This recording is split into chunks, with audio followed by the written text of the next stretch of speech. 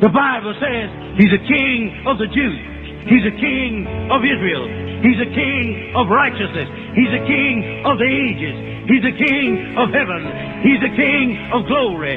He's a king of kings, and he is the Lord of lords. Now that's my king. Do you know him? No means of measure can define his limitless love. Well, he's enduringly strong. He's entirely sincere. He's eternally steadfast. He's immortally graceful.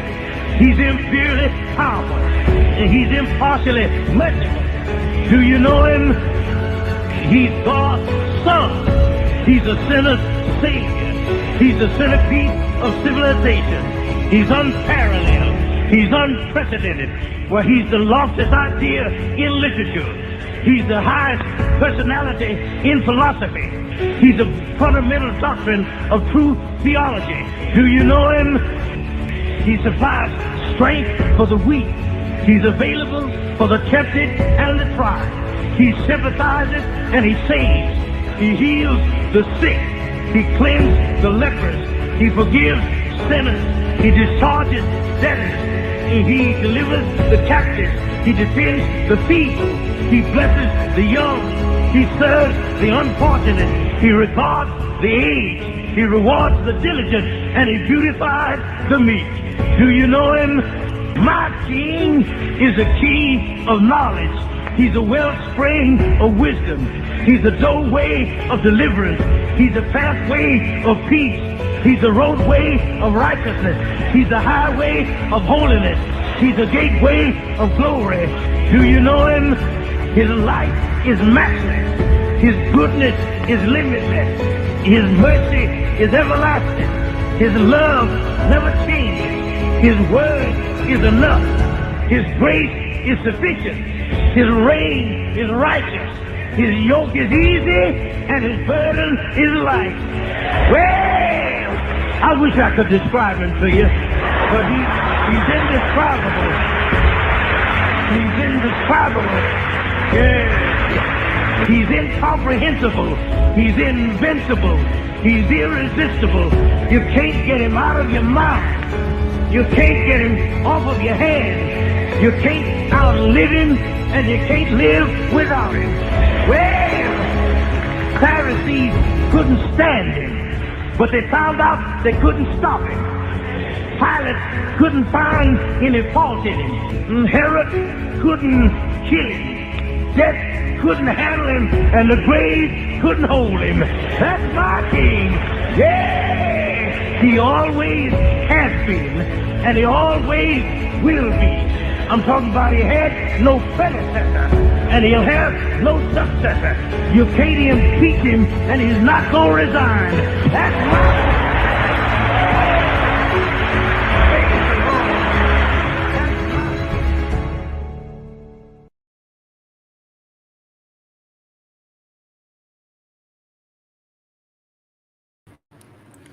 All right. So back to another edition of Kevin's Biblical Discussions. I'm talking today with the Raging Atheist.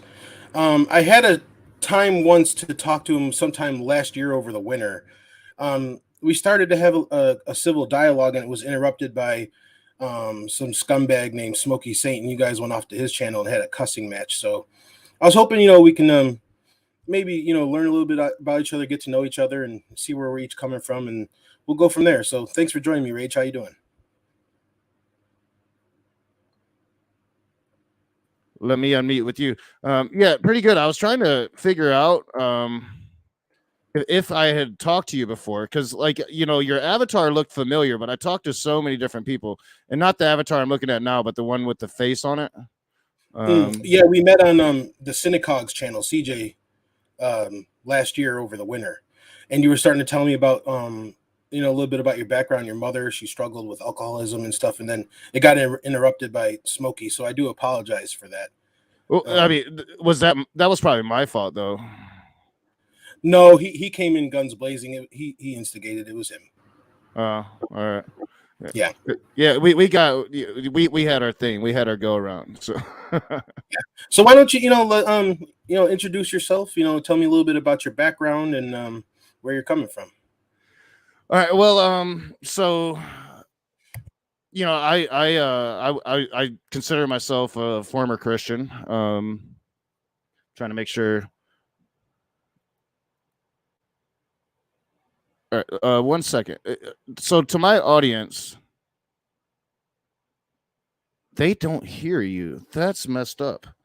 And I don't know why that is working like that. Because they should hear you. I mean, they heard your intro, but now that this is going, I'm noticing that there's no audio pumping, and it should be. So let me see what's going on with that. Okay, no problem.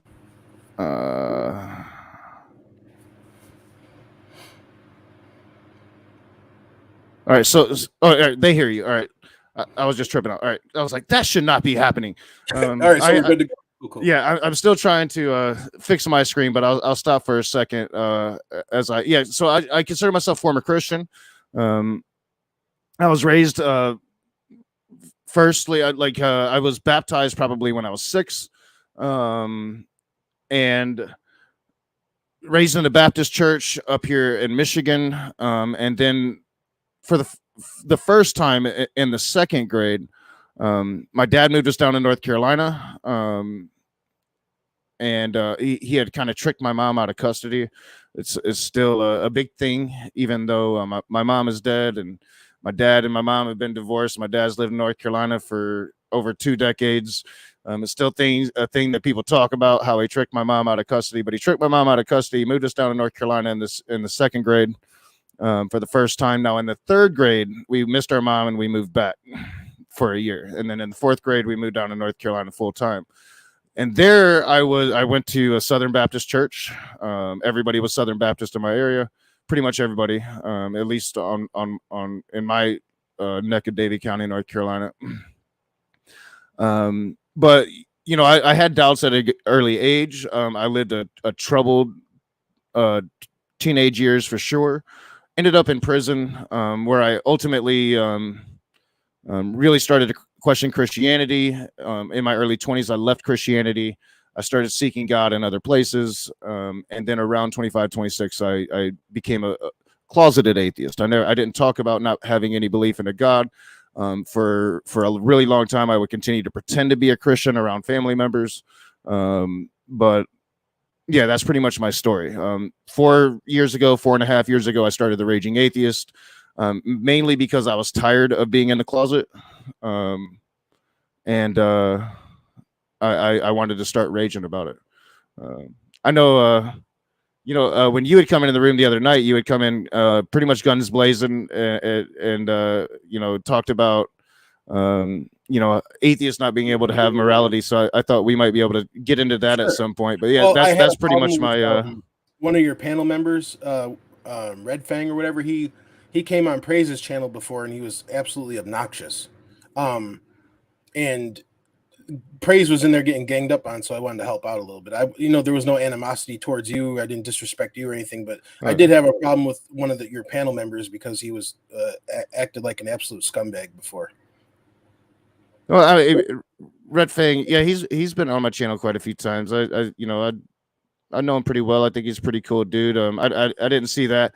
I know things can get testy, and in the heat of it, we can all be assholes. Well, yeah, sure. So can you, if I had to ask you about your Christian experience, could you? I know it was a long time ago, but could you summarize basically what you believed Christianity was? It's hard to put myself back there. Make sure I'm still good on both places. So I definitely believed in like OSAS. I remember that being a doctrine that I heard a lot. I didn't believe in evolution. I believe I was young Earth creationist, which was what kind of led me to my original doubts.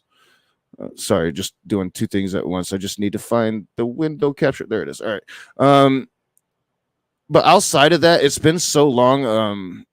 I've been removed from North Carolina for a good 20 years now. I'm not even like the only real like little glimpses into that old life of mine that I get are like Facebook posts from friends that I still have down there, and there's not many of them,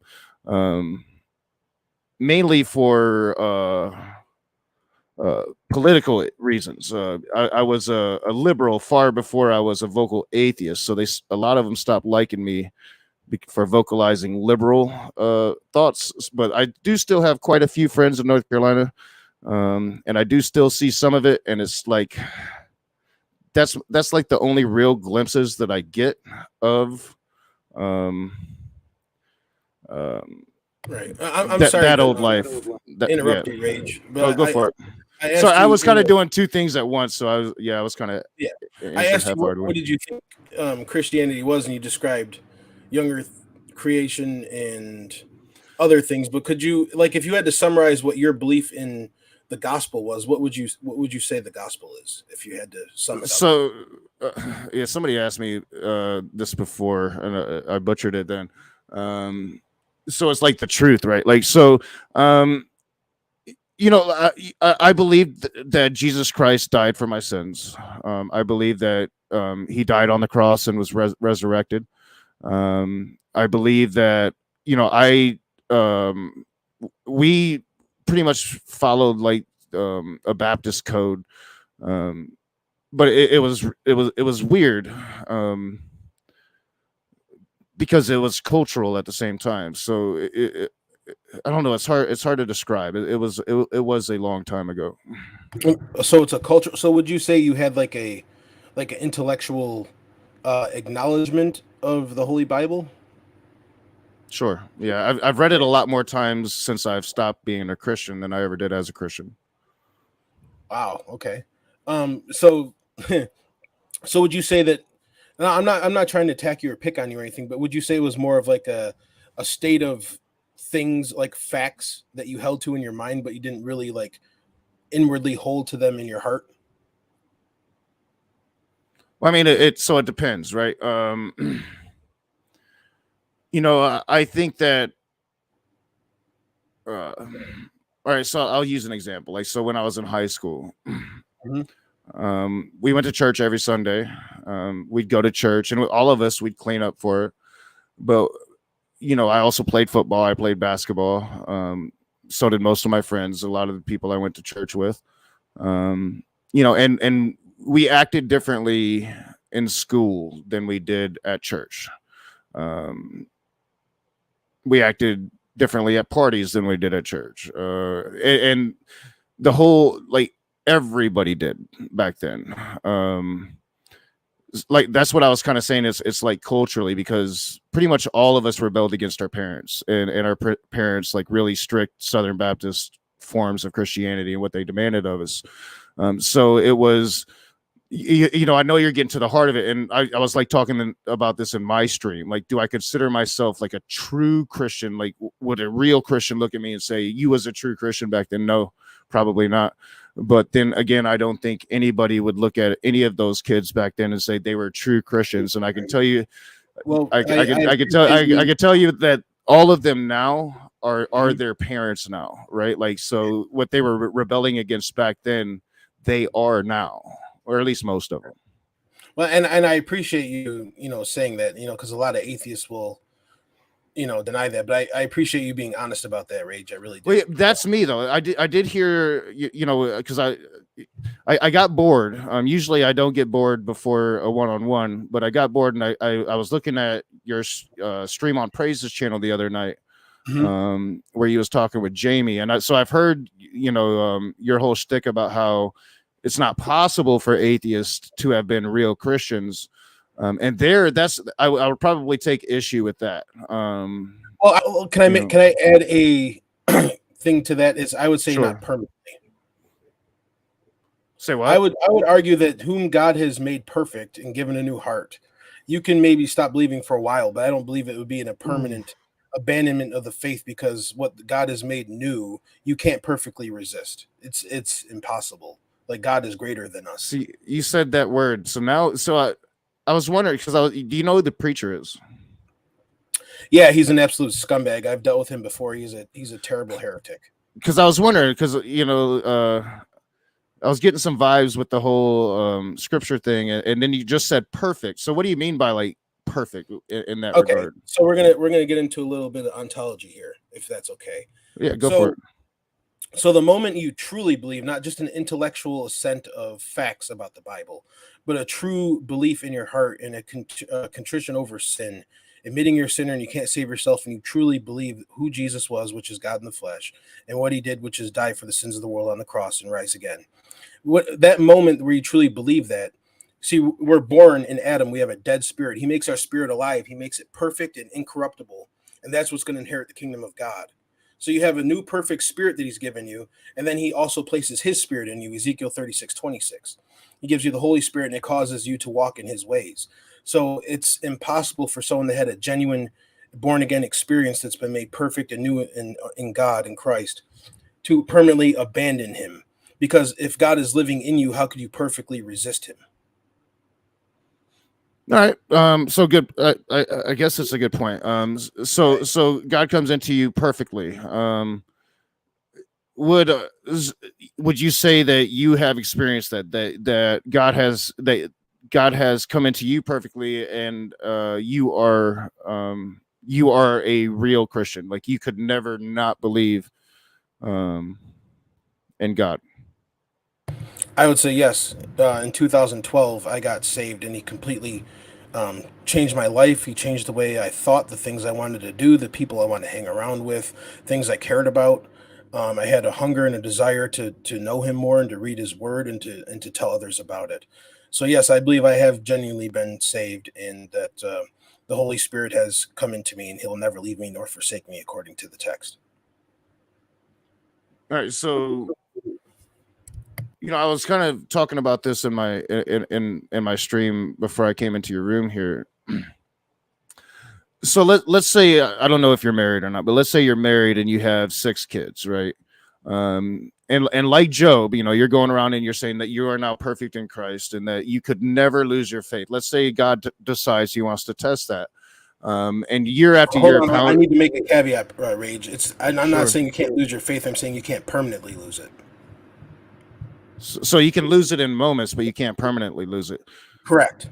So by that, so with your claims, like with Matt Dillahunty, for instance, let's say he was a real Christian at one point. Now he's not, and he hasn't been for a long time, but at one point he possibly could be, right? So maybe that's what will happen by that ideology. Well, but here's the problem: is that when you ask Matt Dillahunty about what he believed, he doesn't understand salvation, and he doesn't comprehend, or maybe ignorantly doesn't really understand the gospel, right? Because we had one of his goonies come on Praise's channel the other night, some guy named Peter, and he said Matt Dillahunty believed, past tense, that salvation was something that happened in the future, that you don't have it now. You don't have a state of eternality now. It happens after you die. That is not what the Bible teaches. So just based off of that alone, Matt Dillahunty had a false gospel, so he was never saved. But we can go back to your hypothetical. So you're saying there's someone that truly was saved, but now they're an atheist? Is that what you're trying to say? No, what I'm saying is, like, say, because you're saying that you're perfect. Not that you're perfect, my but spirit is perfect. Me and my flesh, I still sin. I'm not perfect, but and you've been infected in that way. And God decided he wanted to test your faith, to see if you would become a non-believer. And he were to like cast plague after plague. He hits each of your kids with a plague, and you lose all of your children. Then you lose your wife, you lose your job, your whatever fortune you have. You're destitute. You've lost everything. Are you saying that you would be Job and you would keep your faith through all of that? Well, I mean, how could I not believe? Like, God has made himself evident to me through his word and through my life, the things that have happened, experiences. I've experienced God, so I could never really, I could be mad at him for a time and refuse to acknowledge him, but I can't deny what has happened to me. Like that would be me denying reality. Like I would have to lie to myself. Well, I would say a lot of us atheists had spiritual experiences, I'll be honest with you and say, yeah, probably by at least most evangelical Christians' terms, I didn't live a perfectly Christian life, but I did believe in Jesus. I believed, I remember firmly just believing wholeheartedly. But like, would you?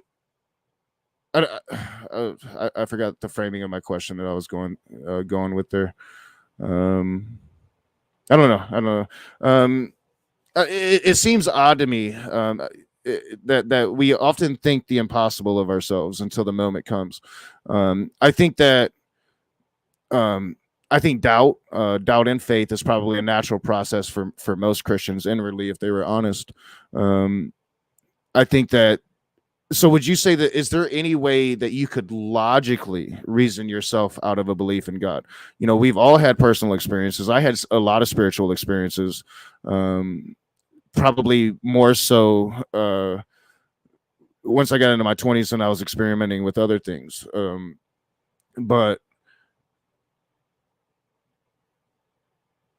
could you logically ever think your way out of faith? I would say that me in my flesh is capable of every disgusting thing you could think of. But by the grace of God, he won't leave me in that, right? Like Hebrews chapter 12, it says that if we are his children, and he deals with us as children, when we go off into sin and do stupid things, live rebelliously, unrepentant sin, things like that, that he chastises us. And the book of Hebrews in chapter 12 says, if you don't receive chastisement, then you are not sons, but bastards. So that also shows you the love of God, is that when you go off into great error like that, he won't allow you to continue in it. He will chastise you and bring you out of it. That's what the Bible teaches. So if there's someone out there that, you know, completely goes into a life of debauchery and completely ignores God and ignores the Bible, then that's showing that they don't have the Holy Spirit. There's no chastisement. They're not a son of God. In other words, they didn't have a genuine faith. All right. So I get how you can see that from like atheists, right? Non-believers. What do you think about other religions, right? Like, so these people, they have faith in their gods. They live faithful lives. I think you know, you can say that they live moral lives, right? So what about them? Well, I would say they live moral lives according to who?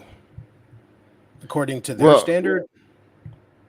I know you're a Christian and you believe that Christ is the only God. But I don't know. Like, so are they all going to hell with the atheists, with the non-believers? I mean, they believe in something. They live moral lives. They live moral underneath the moral code from their religious beliefs, right? Well, that's a good question. I appreciate that.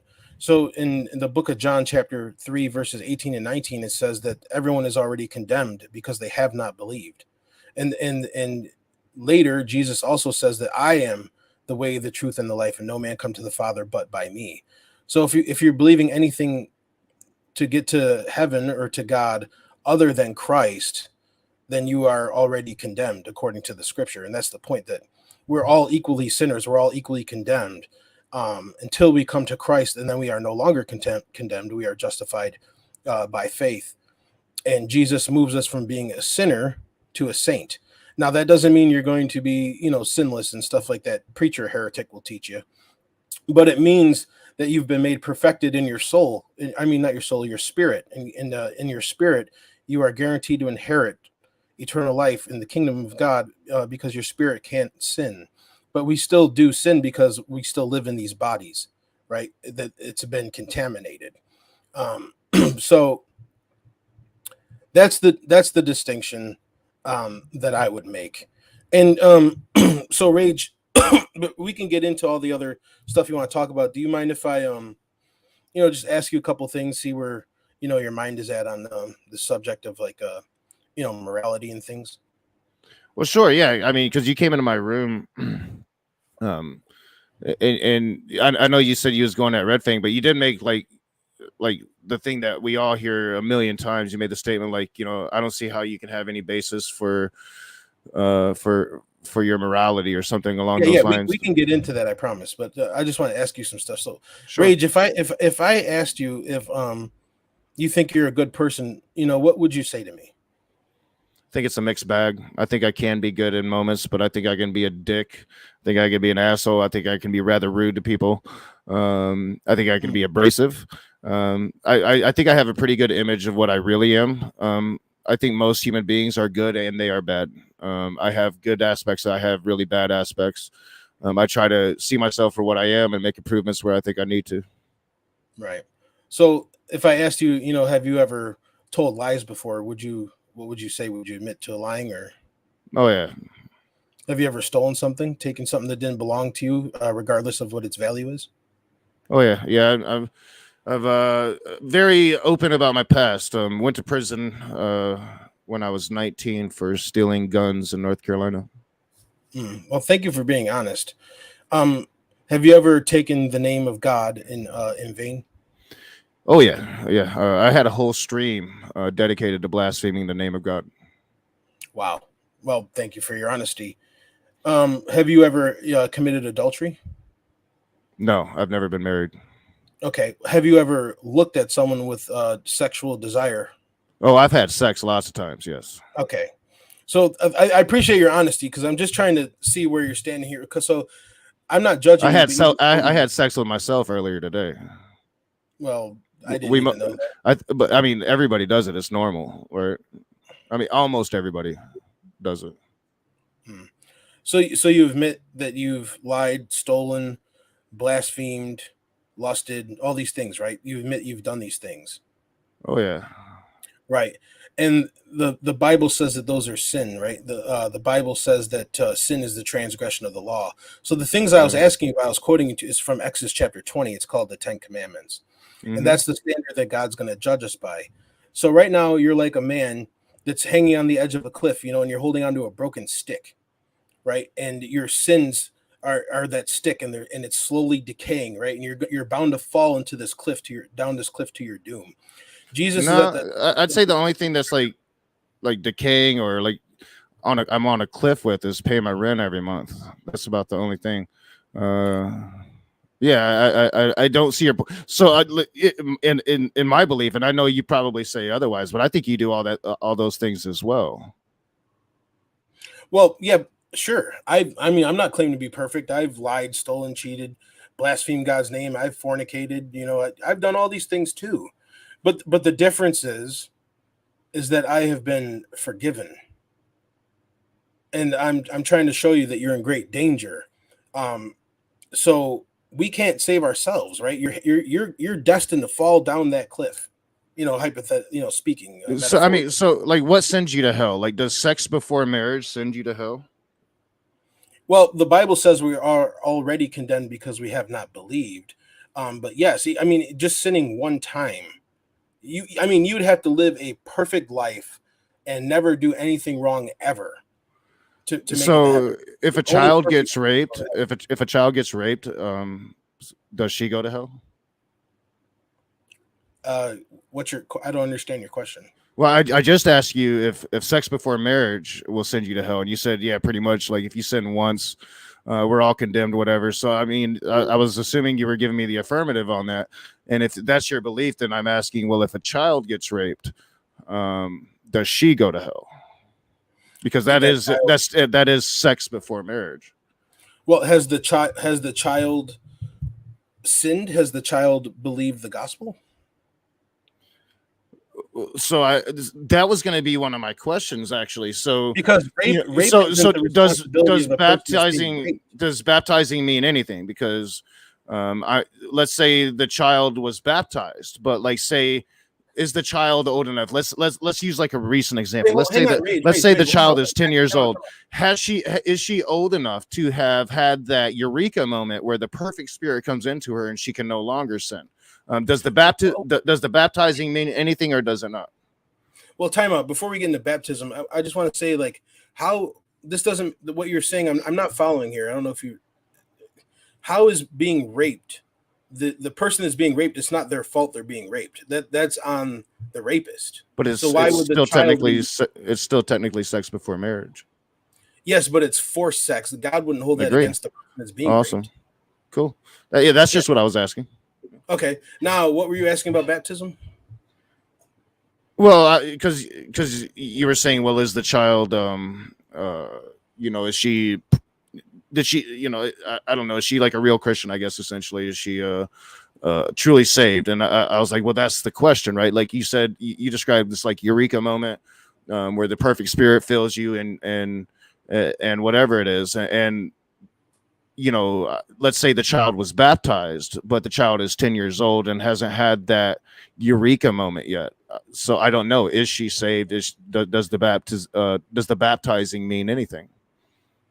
No, baptism doesn't save you. It's an outward expression of an inward cleansing that has already taken place. It's just an outward expression to the world, like I decided to follow Christ. That's all baptism is. And as far as a child being accountable to God, I believe in what's called the age of accountability. And I get this from the book of Samuel. When David sinned, he had Bathsheba's husband murdered so he could have her. And she got pregnant and she had a child and the baby died. And David said that he will go to be where the child is. And David repented. We know he was one of the Old Testament patriarchs. He's a prophet. He's definitely in heaven. So he's claiming that the baby went to heaven. So I don't believe that people, young children that don't have the knowledge to understand the difference between right and wrong or comprehend what the gospel is, God has mercy on those people in a state of innocence, and they by default go to heaven. I don't think he condemns those awesome.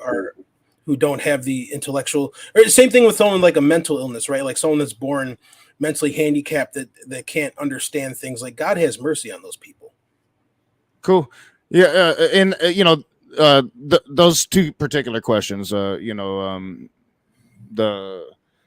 sex before marriage and if a child gets raped, do they go to hell? They were actually specifically asked for me to ask that in my chat because I was reviewing your conversation earlier with Jamie. Right. So to the person that asked me to do that, there you go. I got him in. I fit him in there for you.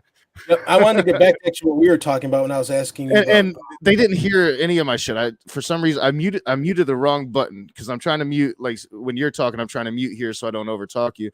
And I muted my stream, so they didn't hear any of that that I just said, unfortunately. Right. So I wanted to get back to. So I was asking you, the 10 Commandments and things you've broken, and I was trying to, and you admitted that you have, and I was trying to show you that you are condemned already and you stand guilty. And the only way to escape that guilt is by believing that Christ paid for your sins. And if you do that, he'll grant you everlasting life and he'll change you. And that's the only way to escape the wrath to come. I know you believe that, but if I was guilty, shouldn't I feel guilty? Well, absolutely. But I don't feel guilty of anything. I believe that you used to, because everyone has a conscience. Well, I mean, I feel guilty about, bad things that I do. A lot of those bad things aren't sin. Like if you're talking about, like, for instance, like fornicating, right? Like having sex outside of marriage. Again, I've never been married. Don't really believe in the establishment of marriage. For me personally, it's a personal decision. I had true feelings for every person that I've slept with in my life. True feelings. Never intended to do them any harm. I don't have any regrets. I might have regrets about like particular arguments where I didn't handle shit well, but like I have no regrets, like or no feelings of that I should be feeling some kind of way about the fact that I had sex outside of marriage. I see it as a very human thing. I don't think that I'm sinning if I have consensual sex with a partner as an adult. Right. So with all due respect, I don't believe you. I think deep down you know it's wrong and you just chose to ignore it. No, deep down I think it feels good. Well, of course it feels good. We're men, right? Yeah. But I'm saying in the back of your mind, you internally know that it's wrong, but you chose to do it anyway. That's what. If it's consensual, how could it be wrong?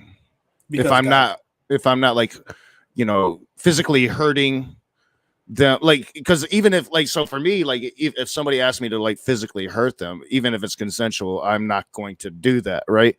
But I don't see how or why I should feel something is wrong if it's not wrong. See, and then this is where we're going to get into the morality discussion that you wanted to talk about earlier. So my standard, right, is God himself, is the Bible. He declares what is right, what is wrong, what is permissible, what is not permissible. And I believe, and I think it can be tested, I think humanity would agree, is that we have the law written on our heart. So every time we do something wrong, we have a conscience that, you can meet, somebody in a different culture, and it doesn't matter. It's unanimous. Everyone would, knows in their heart that stealing is wrong, killing someone is wrong. These things are facts that exist, right? I mean, you would agree that murder is a bad thing to do, right? Yes, unless it's, unless I'm like killing somebody to defend my child, right? Right, I would agree with that. Yes, right. I don't have a problem with home defense or defending. But you did say murder. You didn't say killing. So yes, I agree. Yes. Murder, cold-blooded murder for sure. Wrong. Right. Now, my standard. I mean, and would you agree? Do you have a conscience that tells you murder is bad? Yes. Okay. Where did that conscience come from? I mean, it could come from a lot of things, right? So morality itself is the differentiation of intentions, decisions, and actions between those that are distinguished as proper and those that are improper. It can be a body of standards or principles derived from a code of conduct, from a particular philosophy, religion, or culture, or can be derived from a standard that a person believes should be universal. I mean, I think I have morality. I think I have a conscience inside that tells me murder bad.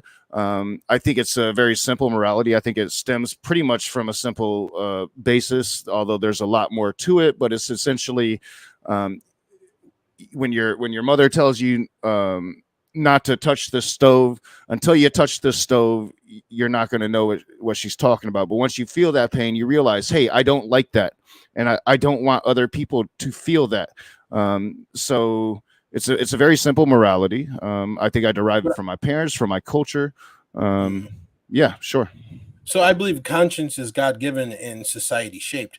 But here's the thing that I disagree with, is that you don't have to murder somebody to know it's wrong, right? Sure. I've never murdered anybody. Exactly. Right. But the analogy you gave is like, if you turn on the hot stove, you won't know that it's going to hurt unless you touch the stove. But that analogy doesn't work in all things when it pertains to morality. Well, I understand that murdering somebody is going to hurt that person, though. So, I know that I don't want to be murdered, so I can infer that I should not go murdering people, right? Yeah, I think it's pretty simple. Okay. So in your opinion or your worldview, why would it be wrong to murder someone? Well, I just told you. All right, so you think that that atheist, because I'm an atheist, because I believe in evolution, that I can't have a morality, or at least I can't think that something is wrong, right? No, I'm saying you can have thoughts of things that are right and wrong, but my argument is that you have no basis to determine what is right and wrong. It's just I have no basis to determine what is right. So if you're correct in that, that means that religion, particularly monotheism. I would say you're probably arguing for Christian monotheism. That would be necessary for establishing a moral basis, right? I would agree. Yes, I would say that without God, there are no such thing as morals. There's no such thing as truth. Right. I think God is a necessary. He has to exist for other things to exist. So when did this moral basis begin? Was it when Christianity was established in the 1st century CE, or Judaism? I think that was somewhere around 1800 BCE. No, that would be the Christian monotheism, right?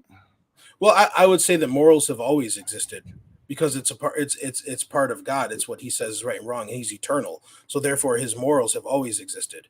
As far as back as you want to go, the first human beings, which I believe were Adam and Eve, they had a God-given conscience to tell them right and wrong before God even wrote anything down. But I mean, if your assumption were true, because I mean, you agree that we need monotheism, right? Like monotheism is necessary for establishing a moral basis. If that assumption were true, moral code could not exist before monotheism, before mankind had monotheism. But the thing is the moment that man came into being, the moment he was existed, monotheism is man has always known it. They've always known the true God. So are you a young Earth creationist? That's a little off topic, but yes, I am. All right, so you think the Earth is 6,000 years old, but let me. So, like the true history of the Earth, like I said, Judaism Ray, is. Do you mind if a friend wants to join? Do you mind if I add him to the stream? Sure. All right, cool. Yeah, I'd have to adjust my screen, but yeah, no problem. All right. So I invited my good friend Graham in here. So yeah, please continue. He'll probably chime in a little bit, but yeah, I just want to get a little one-on-one with you. Actually, you guys, because I'm not going to be able to pay attention for a second. I'm going to have to completely fix my screen now, which is no problem at all. But so I don't know, just talk for a moment. It's going to take me just a couple minutes to do this. Well, are you using OBS? Yes. Oh, gotcha. Right. Yeah. All right, Graham. Welcome to the stream. I'm sure you probably have a couple of questions for the Rage. Oh, and Rage, by the way, I never got your real name. Do you mind telling me your real first name or no? Oh yeah, I do use it now. All right, yeah, I do use it now because of Smokey Saint. Actually, my name is Ronnie. All right, Ronnie. Well, I'm Kevin. Nice to meet you. So, yeah, I'm happy we've had this exchange. This is what I was trying to do with you before we were rudely interrupted by that demonic scumbag that in no way represents Christianity named Smokey.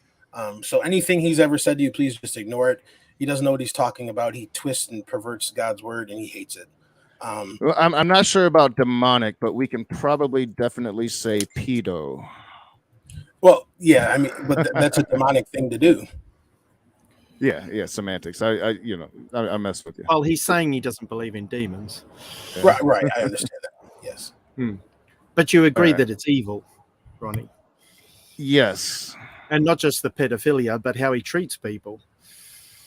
Yes. All right, I've got one up. I just two more to go. So yeah, keep talking to me. I'll try like easy questions like this, and then once I'm done with this, we'll get back into the meat of what we were talking about. Well, yeah, we'll just keep chatting. And as a reminder for me, what we were talking about was monotheism. But the question that I'm going to ask you when you're free is, it seems to me that you're conflating belief in monotheism with the reality of monotheism, which I understand that you reject, but from our perspective, it is the reality. So it didn't need to wait for people to believe in monotheism for it to be real. All right, so but even by that though, right? So like if you're arguing that, God's been around since the very beginning, I was going to go into young Earth, but there's really no need to because I think the argument still works.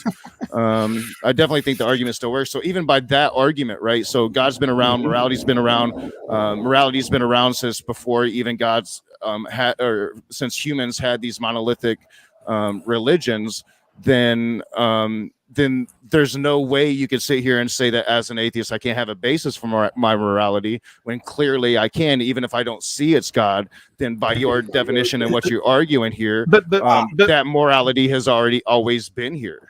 Rage, you're conflating two issues. The point that we're trying to make, and I hope that I can make it well now, is that you have no epistemological basis for claiming that morality exists if atheism is true. So morality does exist, and from your view, it exists as an opinion at best, surely. Well, right, and then that's its own problem because you could have two people that disagree on what's right or wrong. So how do you determine which one of them is correct? Well, again, I mean, that's just people are right and wrong all the time. I don't get the point of your question.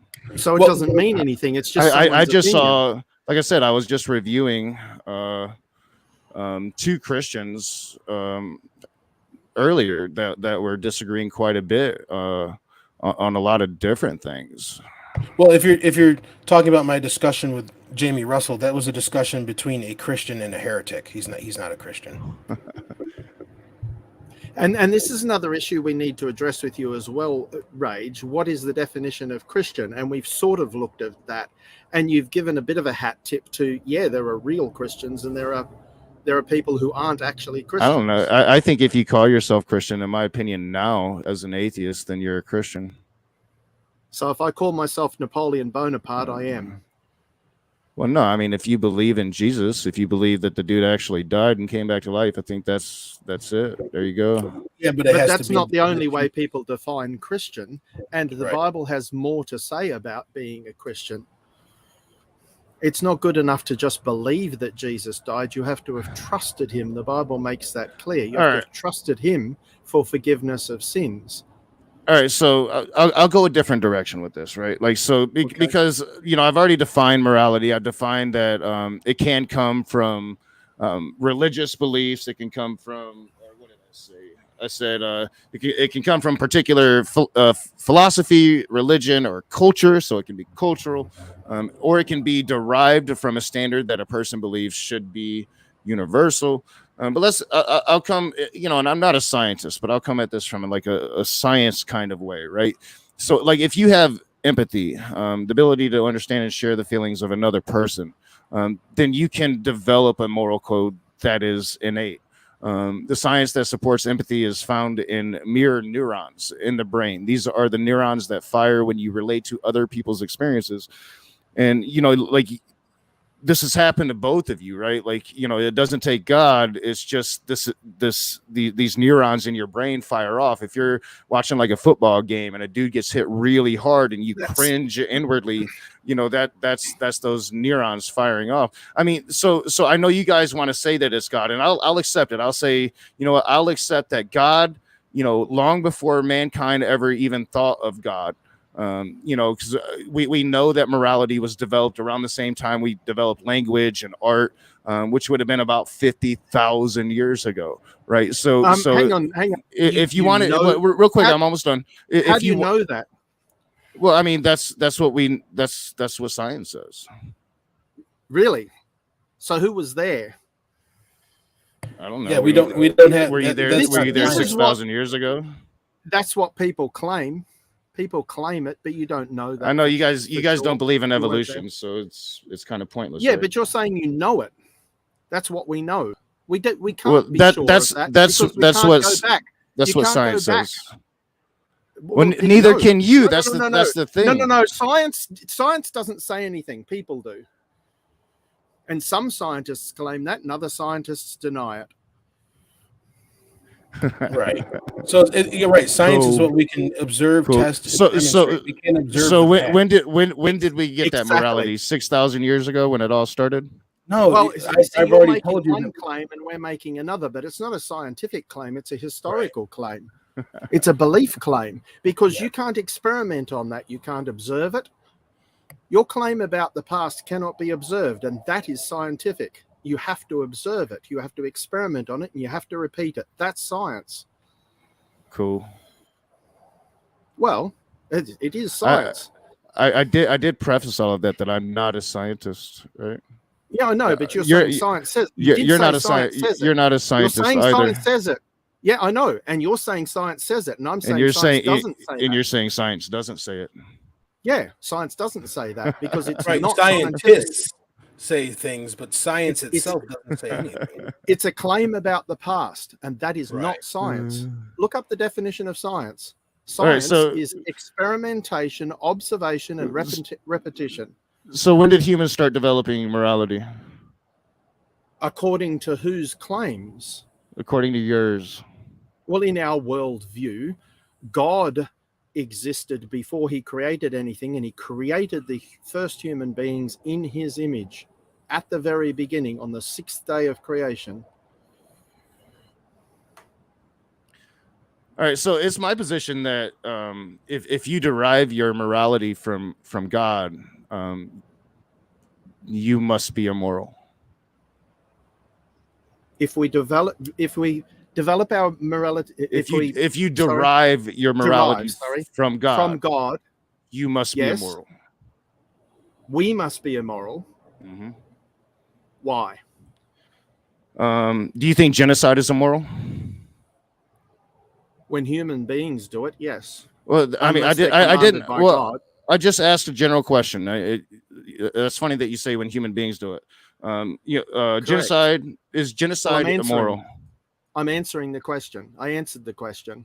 You don't like my answer. Yes or no? You want me to give a so you want me to give just a yes or no answer as though that is yes the only possible answer. It's not the only possible answer. So it's possible for genocide not to be immoral. Correct, because God has the power of death and life, and he has commanded death upon all human beings because all have sinned. See, so my position is if you derive your morality from an immoral thing, you cannot be moral. Because your morality is derived from yourself. So in your opinion, and you are immoral. Genocide, you've admitted that you are immoral. Are you admitting that genocide is moral? Are you saying that genocide is moral? Ronnie, you're trying to create a moral standard, but you have admitted that you're moral, but your morality derives from you. So your morality is immoral. Wait, I thought you said it came from God. Yeah, we are holding to the fact that morality but that's not your standard. Your standard isn't God. I didn't say that your standard comes from God. See, well, no, but I mean that. You're conflating separate issues. Kevin was arguing that with my historical argument, right? So I went back to the beginning of Judaism, which would be the beginning of monolithic, the son of the God of Abraham type monotheism. And he said even before that, the morality was there because God was always there. You said that yourself. You said morality is always there. So even you know, by that argumentation. But you don't have that morality. My morality would come from your God. Thankfully, I'm glad it doesn't. But because my position is that your God is immoral. So if you derive your morality from that God, then you are indeed immoral. Oh, good. You're trying to conflate three different issues at the same time. You're not deriving your morality from God. Right, we're saying in our worldview, that's where morality comes from. But from your perspective, in your worldview, if God doesn't exist, then your morals are coming from yourself. Well, no, you said that in rebuttal. You said that in rebuttal to my historical argument because you understood that I was going to show you what history shows you is that there were indeed cultures, there were indeed religions before your Christian monotheism, and in fact, before even all of those religions, there were a primitive man. You can't show me that because there is a plethora of evidence for it. Go and talk to any evolutionary biologist. Evidence. So that's not proving it. See, that's not how evidence works. Evidence doesn't prove something. It's evidence for something. And then you can also have evidence against something. You've got to stack up all of the evidence to come to a conclusion. And then you've got to understand things correctly. But you can't go back and actually see it because it's already passed. Cool beans. Well, show me. Here, let me show me history happening. Show me these religions. Show you history happening. Monotheism. Show me. I need to show you the great kingdoms of Samaria now and their religions that they had. To prove the claim that you're making, yes. You're making a claim that those religions existed before monotheism, but you can't show me. And now you're admitting you can't show me.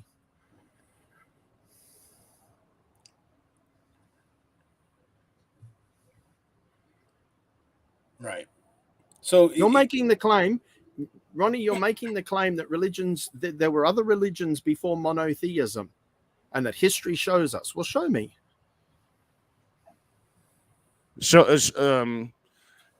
I don't have Satan's power. I can't take you to a mountain and show you all the kingdoms of the world and all the history of the world. That's exactly my point. So history can't show me. God, it's just a claim. It's a claim that you're making, and I make the counter claim that's not true. God says otherwise. Yeah, well, it's a claim that scientists make and evolution makes. Oh, once again, scientists. What evidence? And then there's show me your evidence that the Earth is 6,000 years old. I'm not trying to claim that you must believe that. Right. See, that's not even okay, salvation. Ronnie, let's talk about what I want to talk about then.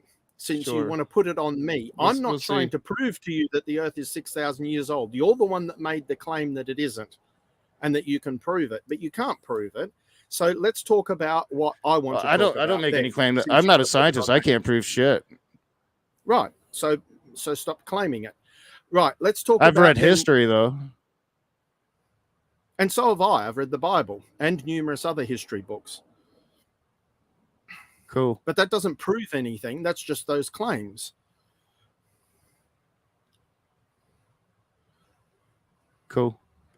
Let's get back to the topic of whether you're a good person or not, because you want to claim that every person has. I said that I was like a mixed bag. Yeah, I know. So that's the topic I want to talk about. Cool. So you admitted that you've told lies. What do you call someone who tells lies? So we all lie in our life. What do you I can remember a time in my life where it's like a simple question. 80% of the things I said was a lie. Yeah, okay. That doesn't answer the question. What do you call someone who tells a lie? A liar. A liar. What do you call someone who's stolen? A thief. What do you call someone who's blasphemed God's name? Reprobate. Blasphemer is the that term. works too. I prefer reprobate. Well, reprobate has many meanings, and blasphemy would only be one cause of reprobation. When you think of reprobate, do you see me in your mind? I see every human being on the planet outside of Christ. That's right. Every human being is reprobate. Every human being is reprobate. God hates every human being. He hates their sin. But he also loves them enough that he sent Jesus Christ to redeem them from their reprobation. Amen. Cool. So everybody's a reprobate. You're stealing my thunder because I thought I was like one of the few. So Ronnie, I still have my flesh that sins, but I also have a new spirit that is not reprobate. So I'm both reprobate and not reprobate at the same time because I have two natures. I still have a sin nature, but I also have a new spirit that is sinless. And in every moment, I'm choosing whether to sin or not. Every moment you're choosing whether or not to sin? Every moment. In every moment, do you choose no? No. Do you feel guilt about that? Yes. In my spirit, but not in my flesh. Are you going to go to hell because of that? No, because I've been forgiven by Jesus Christ. See, this is the gospel that you don't understand. You were never a Christian according to Scripture because you don't understand the biblical gospel. Cool beans. Well, it's not. It's quite sad. So you're a sinner, and if I can continue, it's sad to you. See, sad to me is going through your life thinking this stupid shit. I mean, that's sad to me. It's sad to me that you like base your entire book or your entire life on this ancient book that means literally nothing in the modern day. Oh, yes, it does, because it shows us that people are sinners, and we can see that all the time. Every day. I can be just as disrespectful as you're being. I've chosen not to be up to this point. Wait, how has he been disrespectful? I was just saying I can play the same games. You know, I can say I could try to sit here and pretend like I know you guys and that you're awful fucking human beings and shit too. Well, we are. I never denied that I'm not an awful human being. That's we why are, Ronnie. I don't think you're awful. I think you're just misguided. Yeah, well, you know, we believe what God has to say, and we agree with Him. We are. Well, that's where I think you've been misguided. Yeah, sure. So you don't want to listen to what I have to say now? I'm listening. I'm just, you know, I don't really understand. Well, you're getting upset and saying that I'm attacking you personally. I'm not getting upset at all. I actually find it kind of comic. You know, this is like that whole good cop, bad cop routine, right? What is? Like you coming in. So like Kevin pretended to be the good cop for a good solid 20 minutes. And then you come in and you're up and rowdy and you got the balls of the couple, right? I'm not. You're a really weird human being, Ronnie. We're both saying the same thing. We've both said that you're a sinner. And I'm not denying that I am. So you as just well think as this is those a that- game. You're not interested in sincerely having this conversation. You just think this is a game and you just want to mock it. Unmute over there. I'm here having the conversation with you, am I not? I mean, Yeah, but you're mocking I've been it at the sincere same up to, time. I I've didn't been say you're very not having sincere the up to conversation. this point. I said you're mocking it.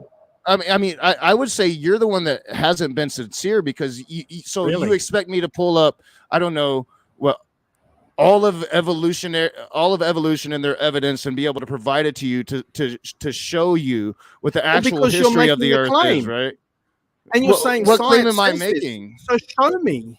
What claim am I making? You made the claim that there were other I religions made monotheism. the controversial claim that there were other religions that existed before Christianity and Judaism. Oh my God, I don't think And that's how would you very prove controversial. How would you prove that? Again, Yes, I mean, just you don't Google want to be it, yo. sincere about Google this. it. You just want to mock. Prove to me that there wasn't religions before. I know then. that claim exists, Ronnie. I'm not so moronic that I'm not aware that the claim exists, but you're claiming that that is fact. And I want you to show that it is fact. It is not fact. It is not scientific fact because you cannot observe it. It's not fact. We can't observe it. We can't, but You can't we don't observe we don't history. have It's already science. occurred. We don't You can have only science observe it that while it's occurring. So yes, I did not live 6,000 years ago. I could not Exactly. observe it. So it's not fact. So by It's by not your science. by what you're saying right now, so everything that existed before I lived, I cannot believe to be fact. I didn't say you can't believe That's it. exactly what you Belief just is a said. choice. No, I didn't. I didn't. Do not misquote me and don't lie about me. That's exactly what you just said. I did not. Are you say going to get mad and exactly triggered like the last time we talked, Graham? that. Are you gonna be mad and triggered? If you keep mocking and lying, yes. Triggered? Yeah. See, more mockery. Triggered? Yeah. I don't think I'm the one that's You upset don't here. have a sincere conversation here. You So- lie about what I said. You said that's exactly what I said, and I did not use those words. That's a lie. Rage, he's not saying that you can't believe things. He's just saying you can't scientifically prove it because you can't. We as human beings, we don't have the ability to go back in time, right? We have historic documents, historic things that we could look at for evidence to support our claims, but we can't 100% prove, like you're talking about, like evolution or the Earth is 50,000 years old. There's no way to tell that. There's so many flaws with the dating methods and other things that they use to try to come up with these dates and all this other stuff. And your claim about religions existing before monotheism, that's just a claim. What is the proof for this claim? Now you can say that, I mean, it's a well-known fact. Hinduism is the oldest religion practiced on the planet. That's a well. How do you not know that? That's the question that needs to be asked. No. So you can read a research paper or whatever, and they can claim that it's the oldest religion. But how are they coming to that conclusion? Better go ask them, dude. I don't know. Well, Yeah, I mean, so you it's just believe a it. claim, So, right? so That's it's just a exactly claim. the point. How do you know that it's a fact? It's Well, just that's a to the claim. point. So how is that different than saying that? How can I trust anything if I wasn't there personally to observe it? Right. So you have a problem, don't you? So why did you get all butthurt when I said the same exact thing 5 minutes ago? that's not. Oh, so once again, that's not what you said.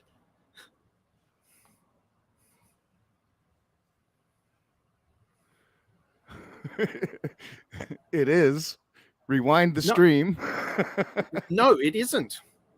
That's not what I got annoyed about. All right, What let's I got do that. annoyed about was that you claimed I was saying exactly So the we can same do this thing, for and I 5 minutes. didn't. You say nuh-uh, and I say uh-huh, and we'll do I that know. for the next 5 minutes. Yeah, sure. If you want. If that's what you'd prefer to do. No. So what you do is, so we have claims out there.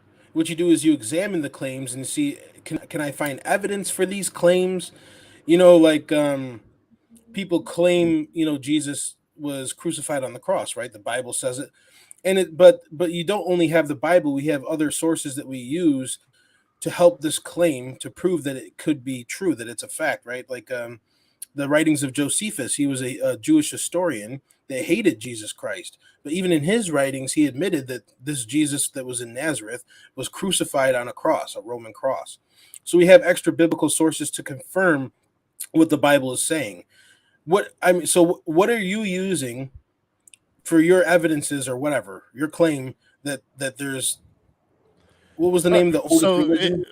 I think I've had I think I've had 4 debates now on evolution specifically. I've also had plenty of conversations with Matt Powell, his crazy ass. I've done hours upon hours of research in that investigation. Before that, I studied evolution in school. I also was taught creationism in church. Now, when I say I studied evolution in school, it was like this little brief thing. It was, it was like biology, right? It wasn't called evolution.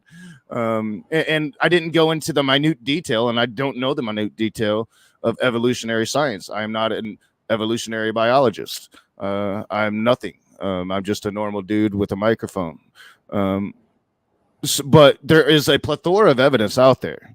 I'm sorry that you guys don't trust the dating mechanisms, but even if you don't trust the dating mechanisms, there's written proof. You want to know why I don't trust written proof from like the beginning of your religion referring to these older religions. Like, I mean, so Plato was around longer than your was longer ago than your religion.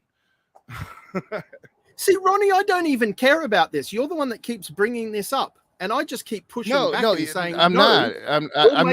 You guys are. I mean, Kevin just went on his whole thing there.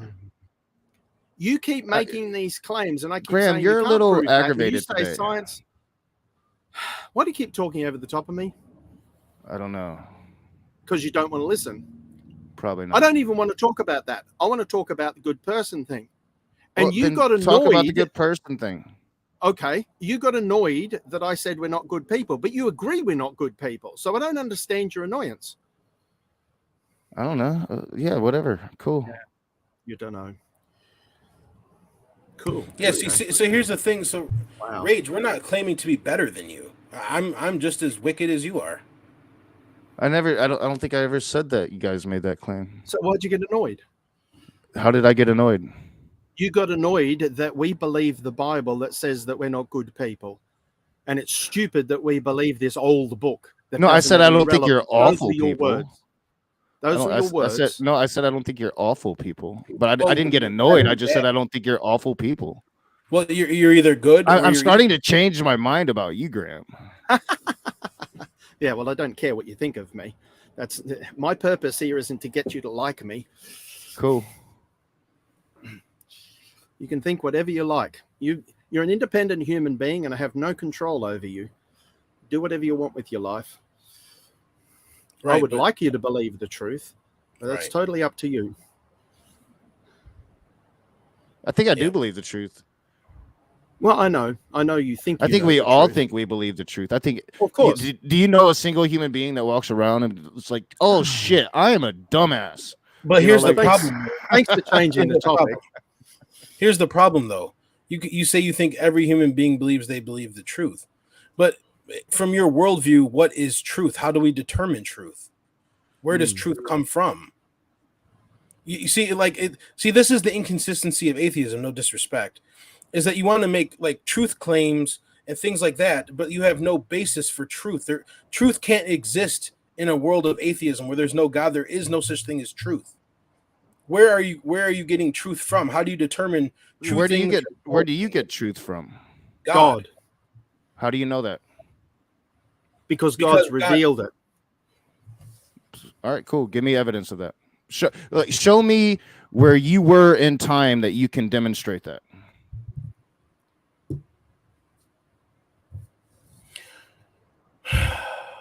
I don't understand the show me where you were in time. I can't. Well, I mean, that was basically your whole argument for like why I can't know anything about evolution. I'm not. No, because no. That's not what's going on here. I'm not asking you to believe me because I'm claiming it. I'm not saying that I'm going to show you. I didn't. I didn't say that. I didn't say anything about you. I said that was what you said about me bringing up anything to do with evolution. That I wasn't there and I can't know that. So show me where you were and how you know that God gives you truth. No, you asked us how we know, and we said God. We didn't say that you have to believe us, which is what your claim was, that it is true and that everyone should know it. And you started mocking us because we don't believe it. We haven't done that to you. Cool. So you think you get your truth from God? I think I get my truth from the Young Turks. Yeah, but okay, so let's say you get your truth from the Young Turks, right? How do you know that they have truth? How do you know what they say is true? Because they reveal their political slant first. So to them it's true. And nobody else does that? Right. So I don't know. Maybe for knowing whether something's true. I don't know. They reveal their bias. I watch the Young Turks nonstop. If I'm not here, I'm watching the Young Turks because that's where I get my truth. We've told you our bias, so we must be telling the truth. You understand? Like my example is still more reality based than yours, right? Like there is an actual young Turks, and I could sit here and I could say, well, I definitely got the truth about like this particular story from the Young Turks because no other media outlet. But then there could be other stories from the Young Turks where I'm like, well, I don't know if that's true. So maybe I don't get the basis for all of my like truth from the Young Turks, but maybe some of it. How do you know that they exist? Have you touched them? No, not personally. Okay, so how do you know they exist? I don't know. I guess they could be computer generated human beings. Right, they could be, but you're sure that they're more real. But you could be. Why are you sure they're more real than God? You could be just like a computer generated bad cop version of Kevin. Real. Why are you making it about me? You claimed that the Young Turks are more real than God. How do you know that? Because I've never seen a show with God on it. So you have to see something. Unless, I guess Morgan Freeman's God. Ronnie, you're claiming that you have to see something for it to exist. Have you seen your brain?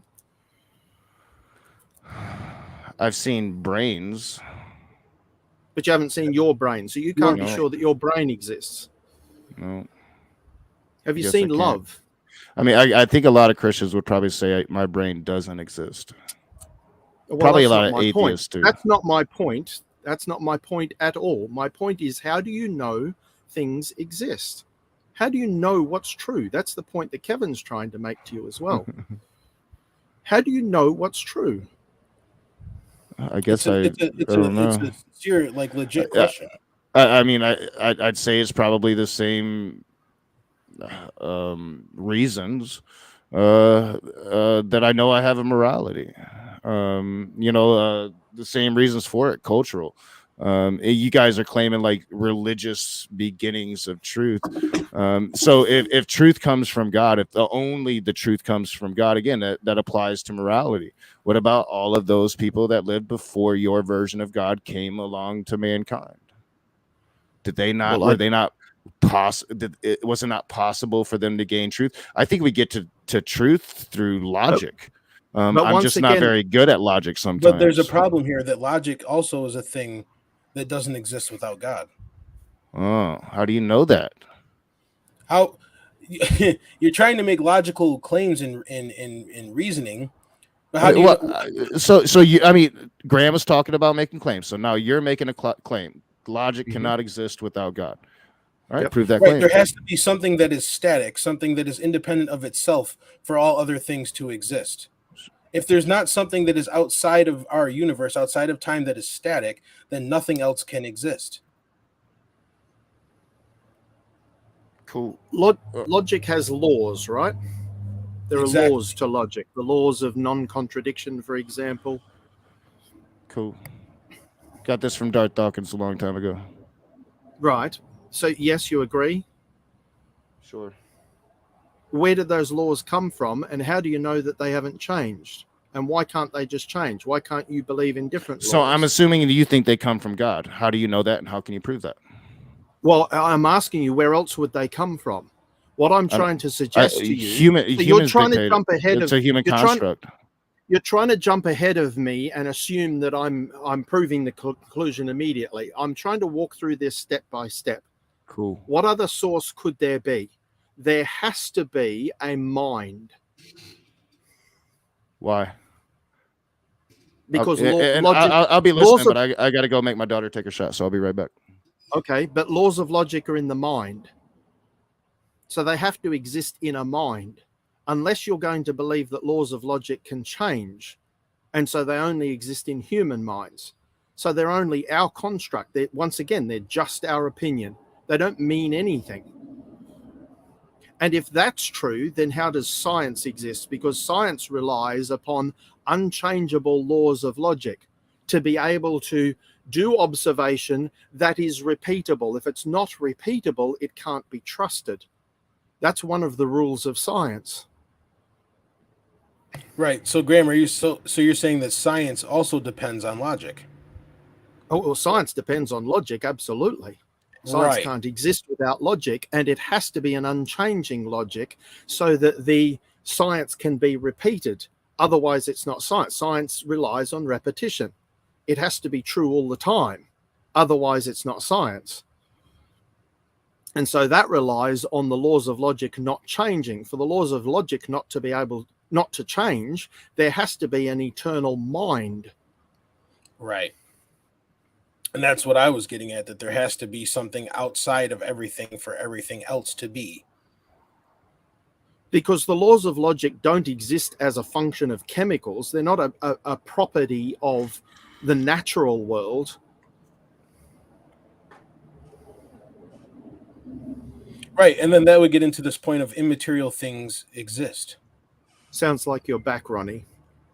Yeah. Any comment on any of that so far? It sounds like Darth Dawkins regurgitated. Well, I don't know Darth Dawkins, so I'm not regurgitating anything. These are thoughts that I've had myself, and I'm asking you what thoughts you have on it. You're Graham, you're making a claim, right? Logic comes from God, God's mind. Yes, I am making a claim and also asking questions. Well, prove that there claim. Are other possibilities? Prove that claim. Well, where were you in time when you saw that happen? Oh, so this is just a big game to you. I'm trying to ask you, what other possibility is there? I'm not making a claim about time. What other possibility is there? Is that human beings exist? In that existence, we construct things. We construct. So we can construct our own laws of logic. We observe things. We observe things, right? Like so, as humans, we're just fallible. So I guess what I could dictate as logic, you could dictate as hogwash. I mean, I certainly think that most of what you dictate as logic is hogwash. So I wouldn't blame you for it. But ultimately, I mean, if you're making a claim, like, so my claim is like humans, we create constructs. I think we can observe that in reality. If you're making a claim that logic ultimately comes from God and that's your claim, well, then show me how you've observed that in reality and prove your claim. Well, that's why I'm trying to have this discussion with you. You're presenting the alternative that it comes from human beings, but we're flawed creatures, you've agreed. So the laws of logic aren't infallible. They're just whatever we believe they could be. So they could be wrong. Everything that we think we know could be wrong if you're right. We can't know anything for sure. Because you're claiming that the laws of... That was your claim, yo. What are you talking about? How am I claiming that we can't know anything for sure? I mean, I'm pretty sure 2 + 2 = 4, but I guess by what you've been arguing, I can't be sure of that. Right? I'm not claiming that... I'm claiming that based on your belief about the world, how can you be sure? That's what I'm asking you. How can you be sure of that? How can you be sure of anything? But I'm not asking you about 2 + 2 = 4. That's an axiom. That's something that we declare to be true, and we have universally agreed that 2 is defined as that thing that is half of 4, that is twice 1, that is like self-referential axiomatic claims. I'm asking you about the laws of logic. Cool. If they are based in human beings who you agree are fallible, how can we trust the laws of logic? And therefore, how can we trust science, which is based on the laws of logic? I don't think I don't know. Right. So you can't be sure based on your So worldview. your claim is that we can trust them because they come from God. Because there's an eternal, unchanging, infallible Cool. mind. That's your claim. That's your claim. So prove that to me. Show me where you were in time, where you saw that happen, or give me some observation that you made in reality where you can observe that happening. It's got nothing to do with time, Ronnie. I know you're trying to play this game because I did that to you earlier, but that had to do with time because you were making historical claims. I'm not making a historical claim. I'm making a logical claim. Oh, so it's different now. Well, because I'm not making a historical claim. I'll keep repeating myself until you understand English, but I'm not making a historical claim. I'm making a logical claim. I'm not claiming that something happened in the past. Graham, the next time you want to talk to me, you can schedule it with me. I came here to talk to Kevin, dude. Okay. I've went along with the farce for a while because I thought it was funny. But I honestly, I think it's pretty fucking pathetic, Kevin. Well, but Rage, I asked you if it was okay for him. Well, yeah, I mean, in the moment, if you want to do it, but to let him come in here and dominate this conversation for you, are you some kind of like wussy boy that can't fucking talk for yourself? I don't know what's going on here. Well, hold on. Now, I've been cordial with you, but I'm not going to allow you to start disrespecting me. So, I mean, what else am I supposed to think from the whole good cop, bad cop thing? And then the last 40 minutes has been nothing but bad cop. I mean, I've talked to Graham before. Like I said, if Graham wanted to talk to me, he could have reached out to me and I would have decided on whether or not I was going to talk to his crazy ass. Before I let him in, I asked you if it was okay. You said yes. No, it's fine. It's cool. Let him back in. I don't care. So I'm just making a comment. I'm like, what is this? You've let this dude come in and just like dominate your stream. Now I got to fix everything again. All right. So let me fix it. Now, but honestly, like, we'll just come up here. They can still hear you. I don't really. This was really aggravating. I'm not gonna lie. Let's talk about this for a moment. So your position is, I as an atheist, I can have no morality, correct? No. Or I can't have a basis for my morality. So I can't know what's true. That was just what we were going through. As an atheist, I can't have basis for truth. So I can't, inwardly, I can't do research. I can't make decisions for myself. And if I do make decisions for myself, they can't possibly be by any truth whatsoever. That's pretty much what I've gotten from the last, 30, 40 minutes of this conversation.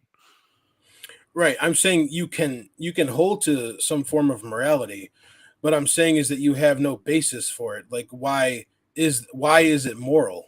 And from your worldview, you can't really, honestly answer that question because it's all just opinion.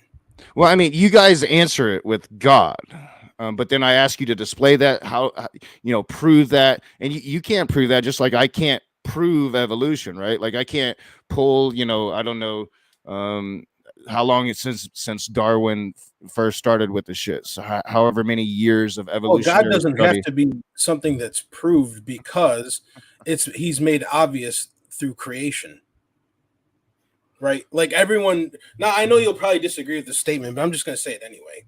Is that everyone, you go outside and you look at things, right? The fact that the universe exists at all, we have trees, clouds, birds, all these animals, all the way down to the DNA molecules, right? This is obviously put together by someone because DNA is so complex. It's like a coding. Everything that exists, you go outside, it's very illogical. Like the tree can't just come from nothing or create itself. Like there has to be an ultimate cause for all other things to exist. And that's not just things that are physical. That's things that are immaterial as well. Like the laws of logic, such as, the laws that hold the universe together, like the thermodynamics, gravity, all these other things. We can't observe these things, but we know that they exist because we can do scientific experiments and we can actually observe DNA under a microscope, things like that. So creation bears witness that there is a creator. And that's exactly what Romans chapter 1 says, that men know God exists, but they suppress the truth in unrighteousness. So I don't have to prove to you that God exists. It's obvious that he exists, that you're just suppressing that knowledge. So we can know that gravity exists, right? We can know it, and we can observe it in reality. You observe it every time you jump and you come down. Well, I just said that. I just said that we can observe these things scientifically, but we can't see them. No, we can't see them. Right, and that's my point. So it's something that's immaterial. So it's something that can't be seen, So, but we can see cool. what it does. What things have you observed that would lend you to believe that God, if it exists, its presence is here on Earth? The fact that there is creation at all, to me, is obvious that there is a God. I can say the same. You can say the same exact thing about evolution, because there's No, you can't. because the things live, therefore evolution. It's exactly what you just said about it's God. Not, though, because what was in the beginning in evolution? If you want to use the Big Bang model, where did the energy come from to create the Big Bang? You have an infinite regress. Without God, there's an infinite regress of something. Like, no, Maybe. Everything comes from one source, and that's God. All right, Like, so say it's God, then how do you know it's Christian God? Well, that's where you have to do digging. You have to look into it. Well, give me that evidence. But you still haven't answered my claim or my question. What's that? So I'm saying that I believe that God is the cause for everything that exists. Now, if you're going to take God out of the equation, you have an infinite regress. How does creation get here without a creator? And then if you go back to the Big Bang model, where does the energy come from to create the Big Bang?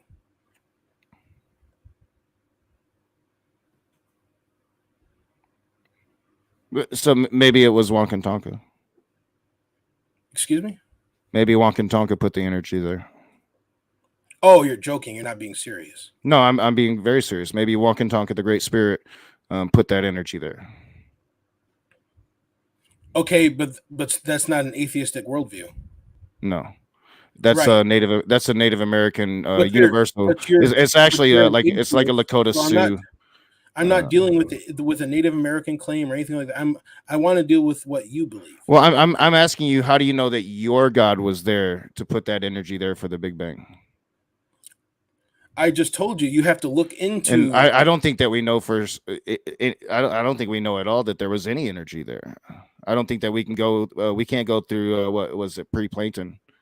Well, we don't know what exists before that. All. But I'm assuming that's what you believe. Maybe I should have asked you first. I mean, I think it's a more rational explanation for the beginning of the universe than God poofed it all into existence 6,000 years ago. Why? Because we know that the universe is, or there I go again.